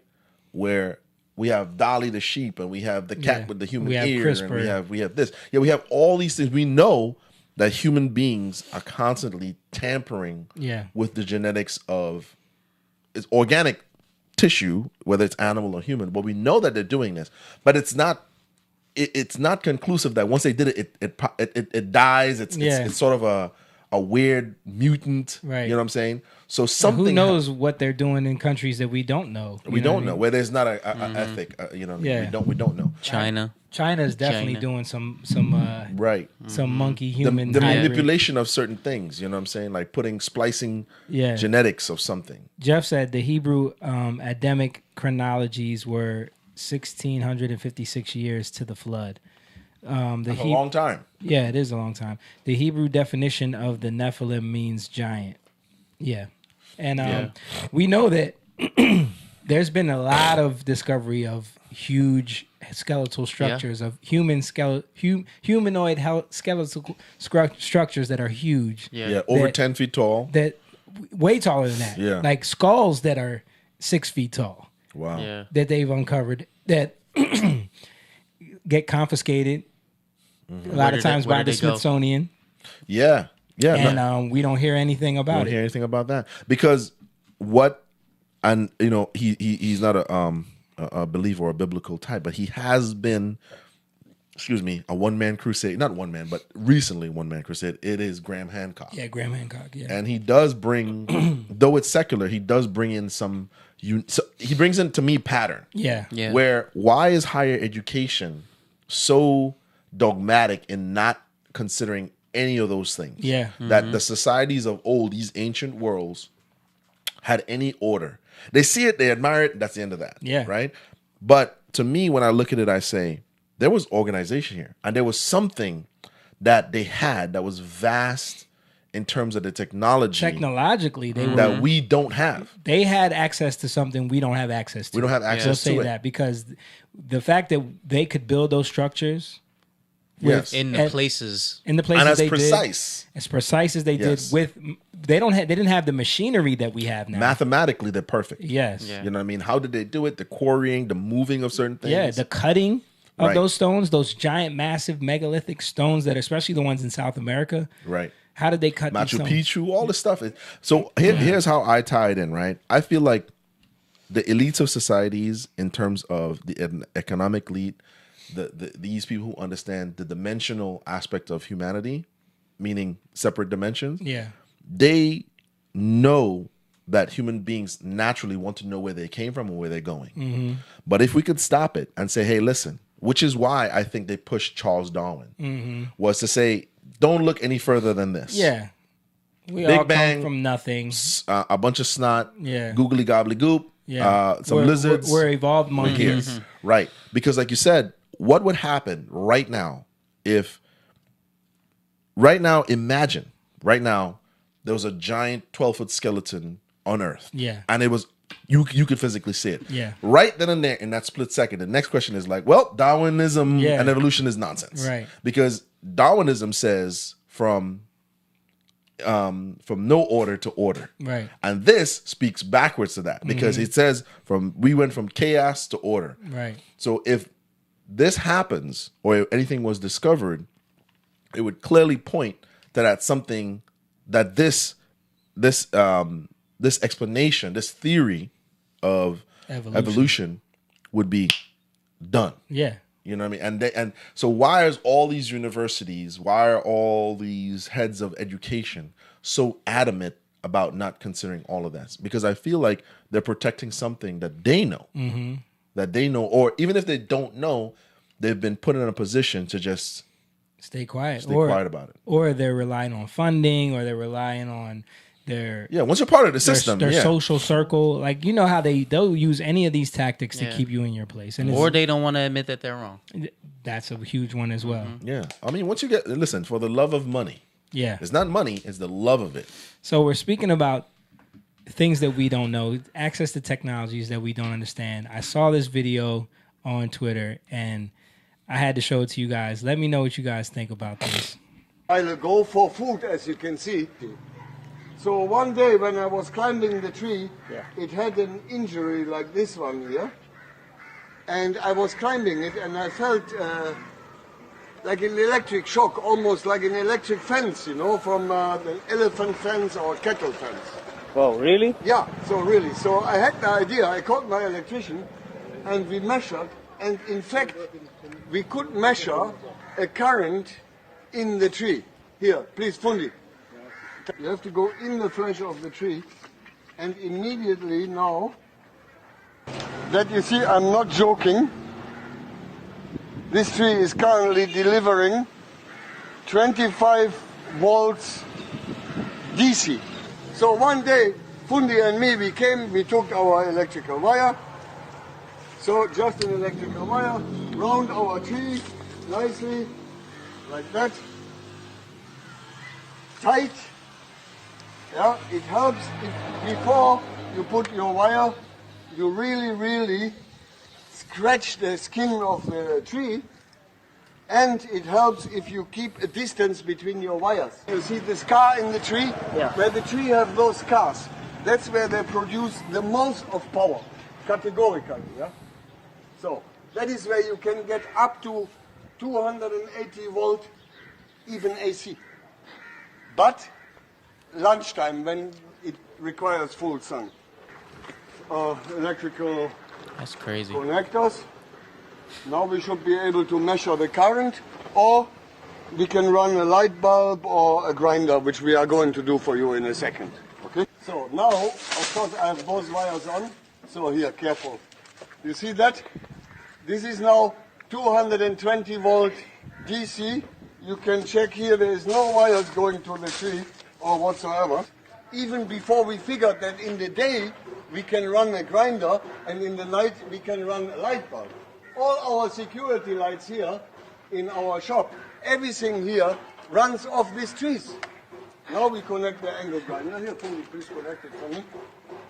So, now you can see it is 2 o'clock lunchtime, bright sunlight. Yeah? So, we will see if we get now an angle grinder to run. Yeah.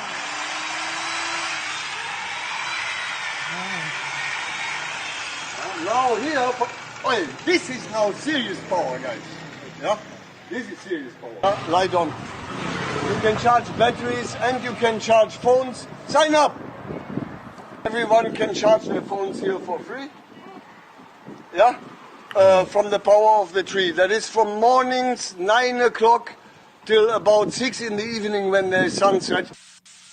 How do you make sense of that? He said the wrong thing for free. He's going to end up killing himself by drinking too much water. So that means about That's power. right. He's going to totally suicide himself with 2 bullets in the back of his head. Wow. I killed myself. I drink too much water and I took That's the tree. crazy. How? But I this just is, wanna again, know. we don't understand where we live. No, we don't. We think we do. Yeah, and that's what I was saying. We have entered a sleeping state. Mm-hmm. We have the most access to information than we've ever had, but we're fully asleep. Mm-hmm. And this is why to me, I believe that when I say the elites and I say the people who run society, the real people, not political leaders, forget them, they're puppets. I'm looking at people who run the society. You think they haven't invested in millions of researchers to go around the world and study these things and find out? Yeah. These are the ancient mysteries of the world. This is what those old tablets, why do you think they're always interested in what's happening around the world? And as soon as something happens, it's covered up, it's gone. Yeah. They don't want to change society. And they don't want to. They can control the masses. Free energy. from trees. They won't do it. Because think about what he's doing. He's so excited to find this. Yeah. No, He's showing people this. We No. don't know his heart, but I'm Yeah. saying, imagine a guy like Tesla, like Nikola Tesla. Yeah. Right? We have evidence of a man who was blessed with a type of intellect that we haven't seen in a long time. Right. Right? What was he trying to do? He was trying to change society for the better by saying, look, we can go this way by using this stuff and it should be accessible. Yep. The people around him Yeah. saw him and said, oh, no. J.P. Morgan. Yeah, we are not doing that. Wow. We can make money. Money. Yeah. We can be rich. We can make money. And you see, And at first, they thought that what he was developing was a way for them to make money. Of they were, course. so they were giving him millions of dollars in Right. funding. As soon as they found out he was creating a way to provide free energy to the world, they cut him off. cut him off. And then he ended up being a crazy man in a tower that they left to die. And who for knows him. what they did to him. And who knows Yeah. what technology they stole from him? Yeah. Because they confiscated everything in his hotel room. Wow. So evil. And that's the way it is, you know. So that's the problem with our society is because we're so easily entertained by things that we find or we deemed high value. Yeah. That the things that are of value we put down. There was a someone was telling me that diamonds are nowhere near as precious as rubies and the jasper They're and not. the They're carbuncle. Yeah. But we run to the diamond because someone told us The De Beers. the De Beers. Yes, yeah. They, So they it did, a was you. whole, they All did right. a whole campaign Right. about that. So the De Beers family told us that this is better. Yeah. Now, certainly a diamond is a spectacular stone. Right. But I remember watching someone go through these other precious stones. And I was like, wow, they're actually prettier. Yeah. They're actually a lot nicer Yeah. and more rare. But the diamond has been elevated above them. Yeah. And why has that been done? Because By of a mass market campaign. manipulation. Yeah. So Yeah. so we're being manipulated, and I think that there's a lot of things. we were about, told that Ben Franklin discovered electricity by putting a kite in the air during an electric storm. Right. Like, and when you're a kid, you don't think about how ridiculous that story Right. sounds. until you try it. Like, this is what we're told. Right. We all have electricity now because Ben Franklin put a kite up. Honey, during where's the my kite? Right. The Ben Franklin who. I'm leaving the basement. Right, All right, these bodies. right. Speaking of basement, they found I'm back from bodies in his basement in France. Yeah. He was part of the what was it? Benjamin? The Hellfire Club or something? Hellfire Club, yeah. Yeah. Benjamin Franklin they found, but they swept that away by saying that they were probably all cadaver bodies that he stole from graves to do Oh, experiments. that's a lot better. Yeah, That's yeah, a lot yeah, better. Yeah. Yeah, It's because they didn't have access to cadavers back then, and he was a scientist. Oh, Right. okay. He was And all that digging, he didn't lose no weight. he didn't. Oh, poor Ben. Did all that digging up of bodies. Yeah. Didn't lose an ounce of weight. Or No. he still lost all You that. fat shaming Benjamin Franklin. Man, that's amazing with the tree.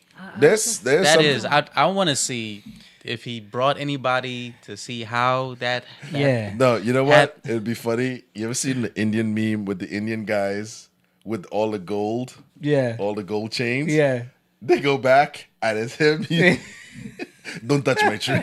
He's like a tyrant. Yeah. He has all the gold. Right. He's charging people to plug into the tree.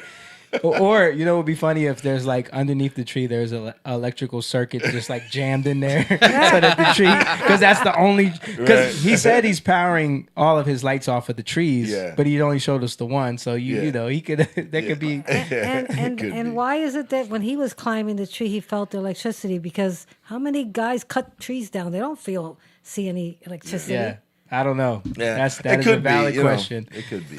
People- My point is, I don't necessarily believe what he's saying. I'm just saying that there's aspects about this world we live in and certain things that we just don't understand. Yeah. You know, we're taught Yeah. this is it, that's it, go here, go there, and that's it. Even like Jamie just said, the educational system. Yeah. We now know for sure that it was designed to make workers, not thinkers. Yep. We don't even need to debate that. Yep. Yeah, That's been definitely. proven. You know what I Yeah. Yeah. Even in the college level. mean? Even it's the worst. Yeah. You know. Yep. All right. So one last topic we got to get to, man, before we wrap it up. This border situation, man. It is getting crazy. 2024 is here. and they are flooding in like never before. Let me go Well, to I this. mean, you would flood in too if Gavin was giving you free health care. Why Yeah, not? listen, that's part of the story I'm getting I'm to. about to get down there. That's I'm a Garcia. Listen. Half black, half Indian with a Spanish You last know what I name. mean? You need health care too. Man, it's so hard to get health care and expensive. Let me play this news clip. This is from Eagle Pass, of course. Another thing is these crowds here in Eagle Pass have never been this large during my reporting. This is the most people I've ever seen in Eagle Pass, and other reporters, colleagues working other parts of the border in Arizona, in Jacumba, near San Diego, tell me the same thing. We have these conversations, and the conversation is always, wow, I've never seen this number of migrants arriving. And we know from the reports coming from the government with these numbers. So we have the number of apprehensions, the numbers of encounters, everything spiking. So we don't know what this will mean moving forward. We just know that the numbers are much larger as the resources are spread thin. Do you think this is a Democratic strategy to Absolutely. I was just gonna say, to try the election is coming up. The election's coming up. They know Joe Biden has no chance. No chance. They really have no. They're not sure about Gavin. So it's like, are they what is happening? Are they just trying to flood in as many people as possible? 100%. Yeah. Yeah. Let me show this clip from Tim Pool today. Take a look at this video. Okay, that's not real audio. Look at this but video. As you can see, you've got people.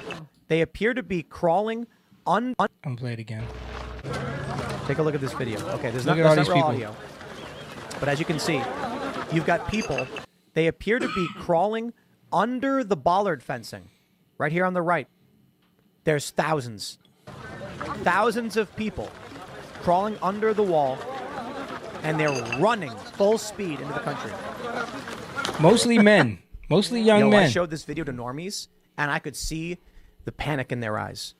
All of a sudden, the questions like, wait, what is this? What is this? What's going on? And I'm like, this is what's happening at the southern border. But I'll tell you what, my friends, I was in Chicago, and all anybody could talk about, I'm exaggerating, a subject of conversation was they're building camps in Chicago. There's homeless everywhere. They're cutting benefits. We're paying taxes. It's just getting insane. Yeah, so people in Chicago are pissed about the camps. Yeah. So look at this story that he's showing right there, because remember, Greg Abbott allowed the police to enforce arresting people who they suspect. Yeah. So the U.S. Department of Justice says it'll sue if Texas enforces new law punishing illegal border crossing.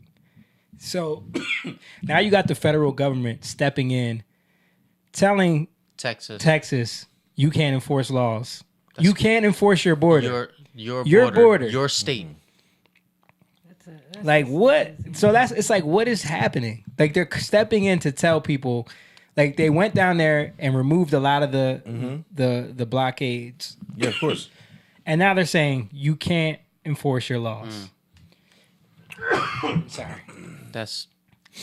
I think you nailed it. I think it's it is not a love for these people. Yeah. It is a political chess move. Mhm. It is they are watching a lot of their voter base, which was black, especially young black men, and some black women are abandoning the party because of what they see. They've also seen a lot of young people recognize that the woke ideology went too far. Yeah. And a lot of people left it. Plus, it's natural once you start having children, especially in a two-parent type setting, your concern is going to be about your children's welfare and the country or the climate your kids live in. You can't be everywhere to protect them. Yeah. So you're going to change your ideas on things politically, culturally, whatever it is. And I think they're witnessing that. They could see that they've had to work very hard to convince people that Joe Biden is competent. They know it's not working. They as much as we are on the internet laughing at these memes, they're collecting that same information. Yeah.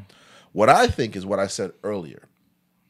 I don't think it's just these people standing on there waiting by a rope to just run across. I think the agents of chaos that I talked about that are participating in these last few years of chaos are down there, infiltrating down there and telling people to come here. Yeah.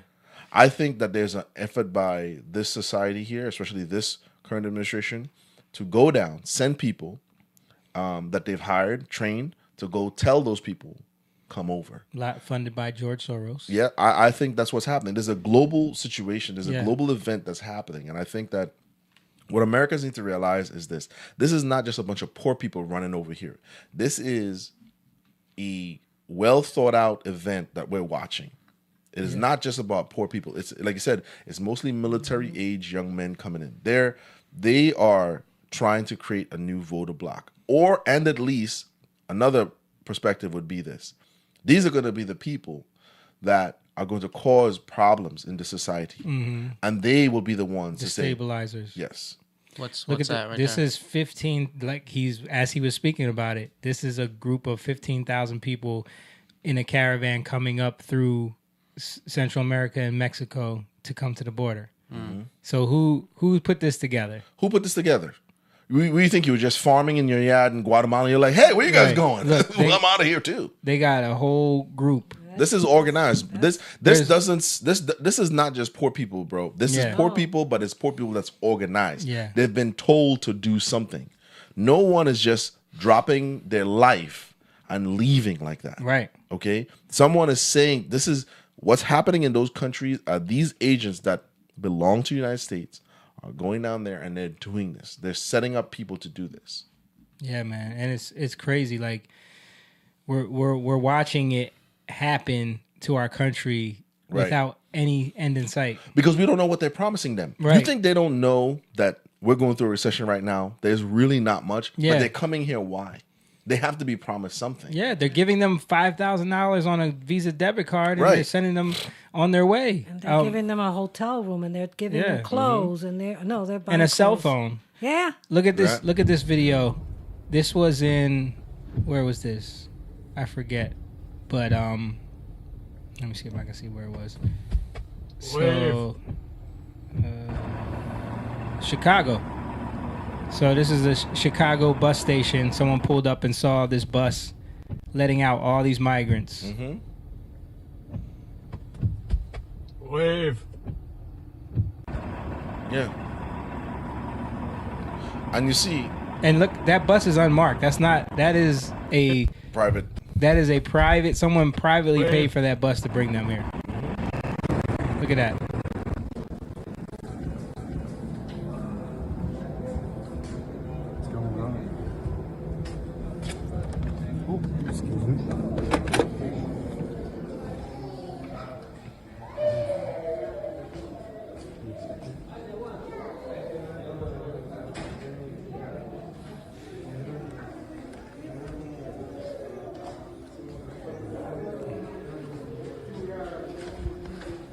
Yeah. Yeah.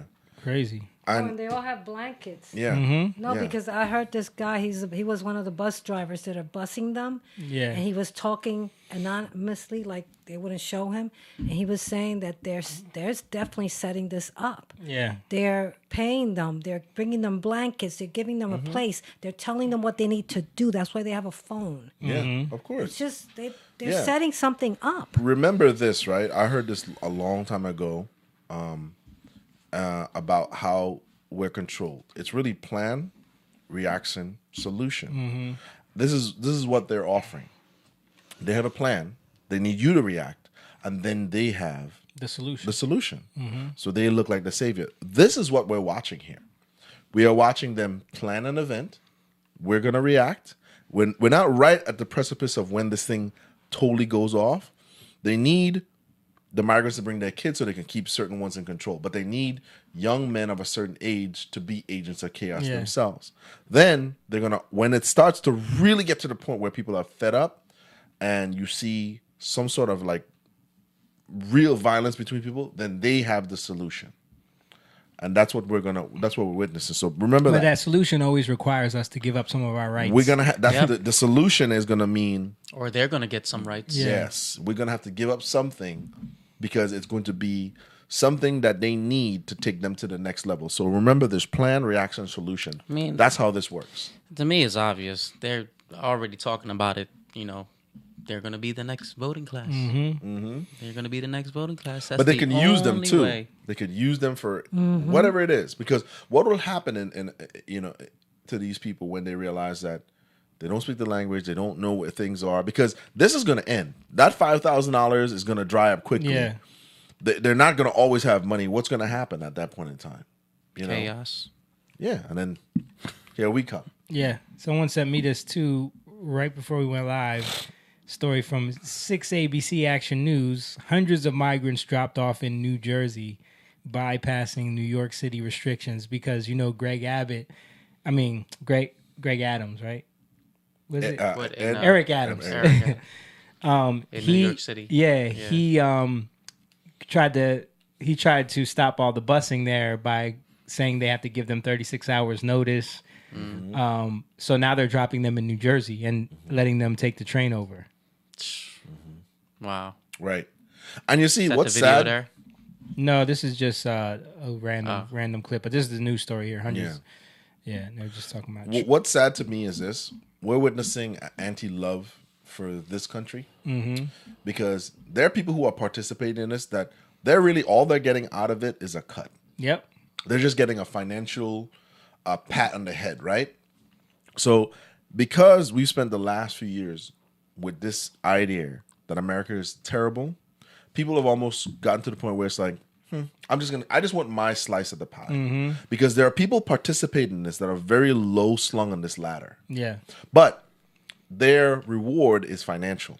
The bus drivers, the people who let them across the bridge, the people who talk to them at the border. There's a lot of moving parts that all they're getting out of this is a attaboy and a check. And a paycheck, yeah. That's it. So what we're seeing here, And they turn a blind eye to They everything. turn a blind eye. So check this out. Really, we're watching people who don't love. They have no love, because if you love yourself, you love your country. You couldn't be in this position and be like, nah. I'll go. How much you said? I'll drive that bus for this Right, much. I'll right. do it for this much. So there's an anti-American love, and the thing about and I'm not necessarily blaming them, because we're in a greed-filled society, and because we're in this society where money rules, the love of it, not money, the love of money. What we're experiencing and what we're seeing here, that people will rather sell their own house. There's a fire going on in your kitchen, but you're in the living room dancing because you think, well, I have a fire extinguisher, don't I? Right. You haven't checked to see if it works or nothing like that. So we're seeing anti-American love, because there's no way this could work if the people who were put in these low slung positions, and that's what it is, are not helping participate for a financial gain. They wouldn't do this. No one would necessarily do this working a regular. Right. They have to be some incentive.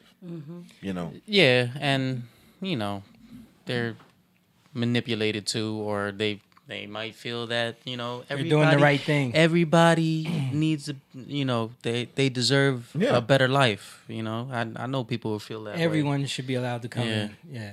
Right. But legally though. Yeah.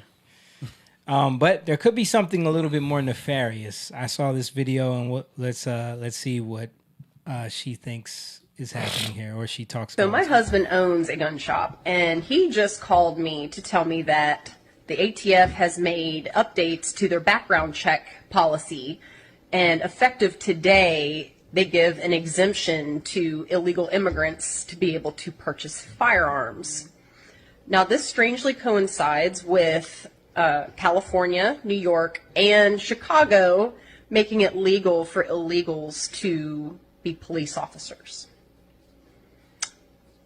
Tell me our government isn't about to pull some shenanigans without telling me our government's about to pull some shenanigans.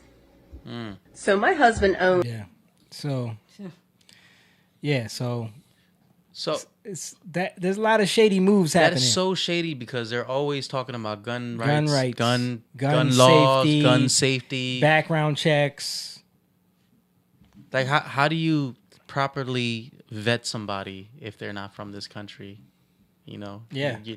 You're doing so a you back. let them join the police force and you let them buy guns. Yeah, it's shady. Yep. I was telling you guys a story, and you guys thought, oh, that's conspiracy theory. What? When I said that this lady that owned like a Bed Bath and Beyond or whatever, not Bed Bath and Beyond. What is it called? Bed and breakfast. And she said that they all of a sudden she had all these illegal aliens coming in. They were paying her for that, of course. And then later on, she noticed they were bringing all this ammunition. She didn't see it was ammunition. They just told her, you need to hold this in there. And she said she got curious and she opened one of the things and it was guns. And she was like, what the heck are they doing having guns? No, I remember this story. We didn't say it was conspiracy theory. He did. I did? I know Bone probably did. What, I asked you what website you get this on? Yeah, that's what he said. But yeah, they were saying. That's crazy. Yeah, Monskis. There's a lot of anecdotal stories about that stuff, but you know, when you talk about people that pass legislation, like that's why I played that video, because what California did, and then if that's true that the ATF is passed something where they can legally own firearms, that has to go through. They have to vote for that, right? Yeah, that's supposed to go through Congress. Did they sneak a vote in somehow? Because I didn't hear anything about that. It seems like they've been doing that a lot. You know, just like what James was talking about. Let's watch this last news story right here. Also, starting January 1st, California will become the first state in the nation to offer health insurance to undocumented immigrants. Under the expansion, more than 700,000 people between the ages of 26 and 49 will be eligible for Medi-Cal. CBS 8's Rocio de la Fe takes a look at the new law and how immigrant rights advocates are reacting. Immigrant rights advocates call the expansion of health care for undocumented immigrants a major milestone in California. This is really a major step in California. Advocates for immigrant rights are celebrating a monumental victory in the fight for more inclusive health care. I'm so grateful again. I think it's really, really important to think about how big of a precedent this is for the entire nation. Nettie Velasquez is the border policy coordinator at that 19th Amendment is looking more and more shaky every time these girls get on here and speak. My thing is, what happens to all these freaking people that live in the United States that don't have insurance? Well, in California alone, they're using the taxpayers' dollars to pay for these people's. That's horrible. It's health insurance. That's what you're talking about, James. How it's going to cause a big war with, between everyone, and it's just going to get worse. Yeah. Man, it's health insurance is so expensive for the average American to get, and it's like a spit in our face. You know, these people come in illegally. And when you had to come in properly, both of y'all. I'm just talking about like just working people every day, like day-to-day people, musicians. Yeah. How many musicians are Without uninsured? insurance. Freddie don't have it.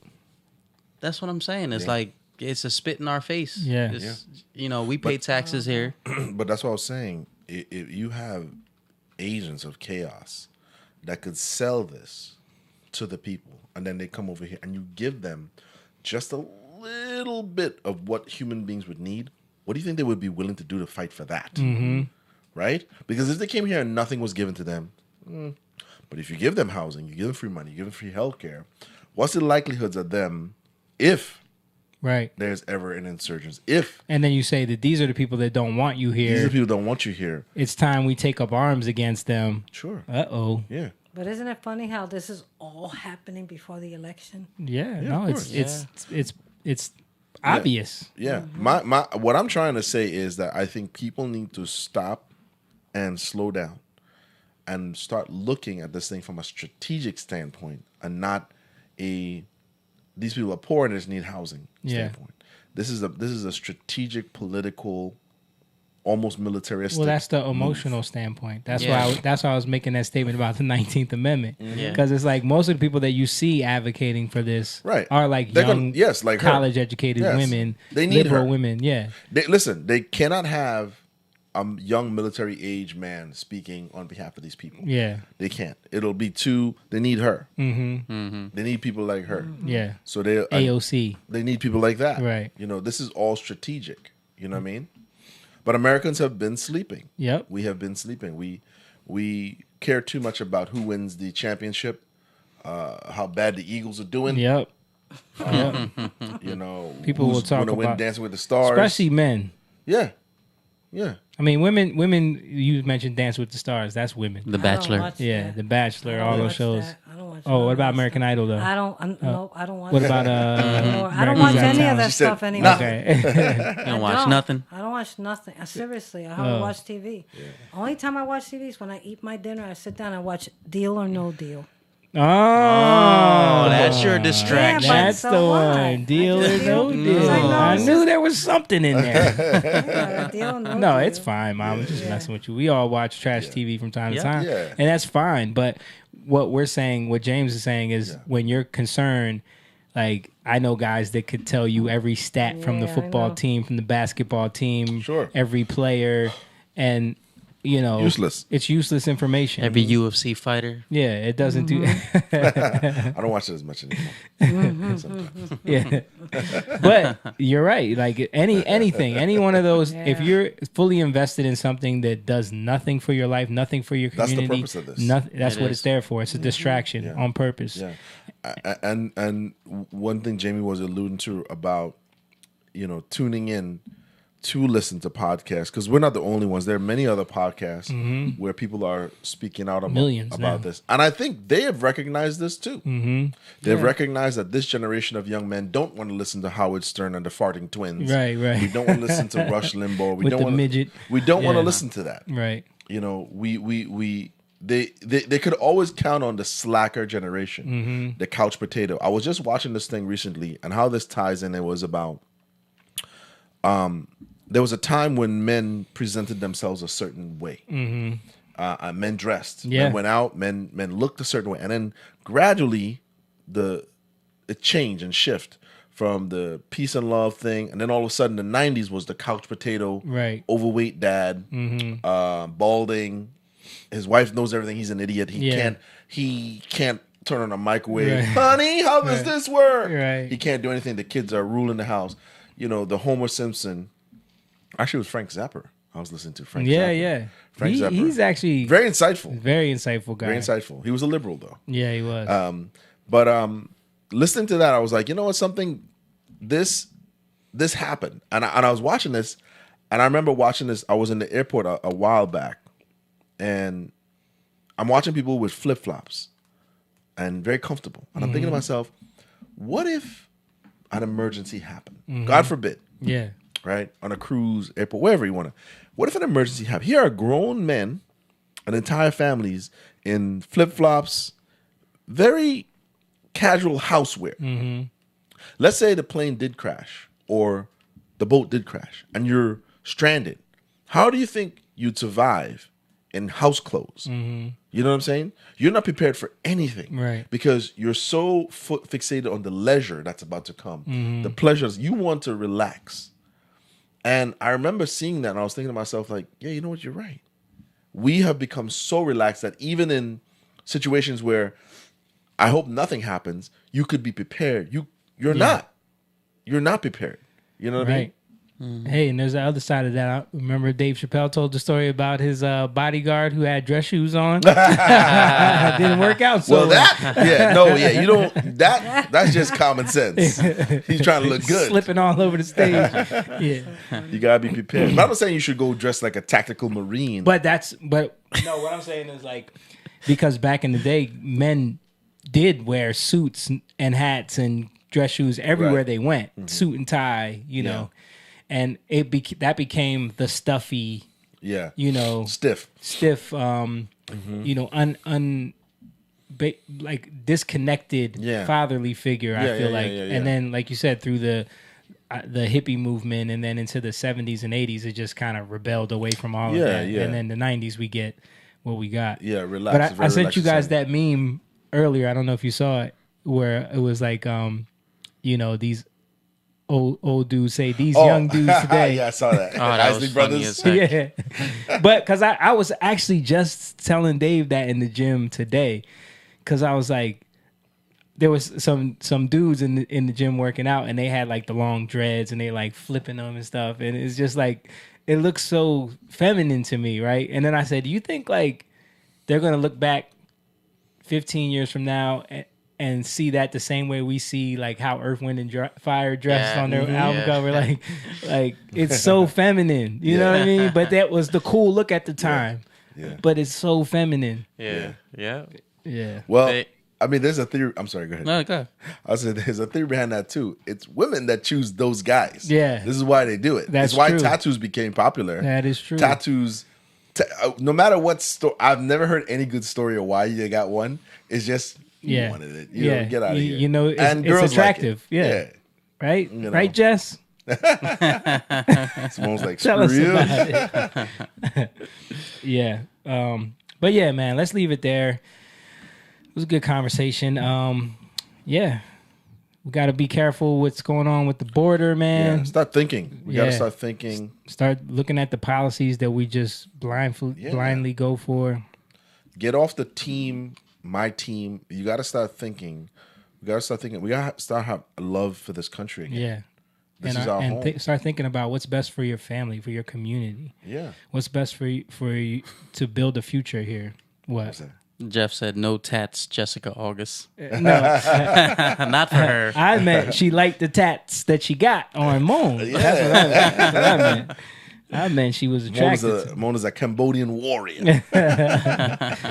No, but I think we there's a disdain and a lack of love for this country. And me, I was not born here, but there's a love for America. Yeah. America's given me so much, you know what I mean? So I think we have been taught, and actually naturalized born Americans have been taught to hate this place. You hate here. They won't leave though. They never want to leave. No. No. How many celebrities we heard, if Trump, we're out of here. I'm moving. Are you going to give me that mansion? No. Yeah. Right. You know, they're phony baloney. So we have a lack of love for this country. And that's taught. No, it absolutely is. The rhetoric, the language. Yeah. You know, the rhetoric, the language. It's also, you know, what's the terminology? The grass is always greener on the other side. That's true. They know it ain't greener on the other side. Yeah. That's true. Yeah. This is why I feel like comedians could go a little harder because they travel. Yeah. Musicians travel. Yeah. I feel like entertainers, musicians, comedian could be a little bit forthcoming about what's happening over there. Because what they do is they talk about the experience from a celebrity standpoint. They don't talk about what they see. You know what I mean? To say, here's why our society is the way it is. To say, we're in America because of this. Yes, those places are nice. They may have monuments and they may have certain sites that are beautiful. Yeah. But when we were there, we saw this. Yeah. We saw this. Yeah. We couldn't talk about this. We can't talk about their president. We can't make jokes about this. Right. We can't do. There's a certain amount of freedom that they're missing. Or say the positive too. You know what I mean? But the average American person won't know that because vacation to us means a Mai Tai on a beach. Right. You go there because you have money and you see how beautiful it is. But the opportunity to sustain that money is you're never gonna see the back vast. country. That's why everybody is flooding to come here because there's opportunity to make money. Right. If it's such a paradise, why is the guy from Jamaica who's serving you a mahi sandwich in a floaty ready to? Can I come with you? Yeah. Why is he ready to leave? Right. You know, because he has no access. He's always ever going to be the Mai Tai guy. Right. You know what I mean? Yeah. So I think if comedians and people who travel, because you guys see it from the opulence of where the venue is or the service you're gonna get. So the service that you got, I'm not saying South Africa, you guys had a wonderful experience, but you guys also went. We also got to see you know what I mean? The real parts. Right. If I go. Yeah. You know what I mean? It might be totally different. Yeah. And it gives you perspective for real. When you see how people are happy to live the life that they live in a place where people here can't even imagine that type of life. Yeah. They complain for the life those people wish they had, and they complain. There's a certain freedom here that doesn't exist. Even what's considered poverty here is rich. You're not. Yeah. You're not at all. Yeah. You're not at all. You know what I mean? I think it's a lot of that. It's a lot of basically we haven't educated ourselves and or traveled enough to truly see how the rest of the world is operating. Yeah. You know, that even the poorest people here still in certain parts of the world, that there's even a level under that. Mhm. You know what I mean? Or maybe way down. You know what I mean? In terms Yep. of poverty. Yep. All right, man. Let's wrap it up there, guys. Thank you guys for watching the first show of 2024. We're back, and we're gonna keep doing this every week. Again, if you guys want to support these type of conversations, this type of real talk amongst friends, brothers, men that love each other, that really want to iron sharpen iron type, see each other grow, and also be a part of the community, the great community we have in the chat with all the Young Lions. Shout out to Jeff, Theris, Lisa, Emma, Paul, Excuse me. Courtney, Jess. Also, I see she laughed at my last little comment. Yeah, thank you guys. All those people that always support us. Shout out to Stan. I know Stan is watching on Rumble. He's hasn't been on in a while, but we're gonna get him back soon. Stan is the Black Batman. He'll be back on the podcast. And Jake, we miss you over here tonight, so we'll see you next time. But guys, if you want to support this, you can head on over to our Patreon and you can become a member for as little as $3 a month. You can see at the bottom there, patreon.com/youngliontv. And there's plenty of tiers on there if you want to, support in any way you want to support. And then also the Cash App is just $YoungLionTV if you want to support on there. You can also support on Facebook by sending in some stars. I think Theris sent in some stars tonight. I didn't see who did it. I heard it, but I didn't see who did it. But you can send in stars or you can subscribe. Also, we have a subscription model on the Facebook as well. But of course, Facebook takes its cut. So, Cash App is a little bit better and Patreon is a little bit better too. So if you guys want to go over there and support, it is a great thing. Also, don't forget we have merch and we have music on the website, jatan.com. We got some shows coming up soon, so stay tuned for those. And yeah, thank you guys, man, for the good conversation. We'll see everybody next week. Peace. Young lion, go live, yeah. Young lion, you rich, yeah. This kingdom has room, yeah. Go and fight.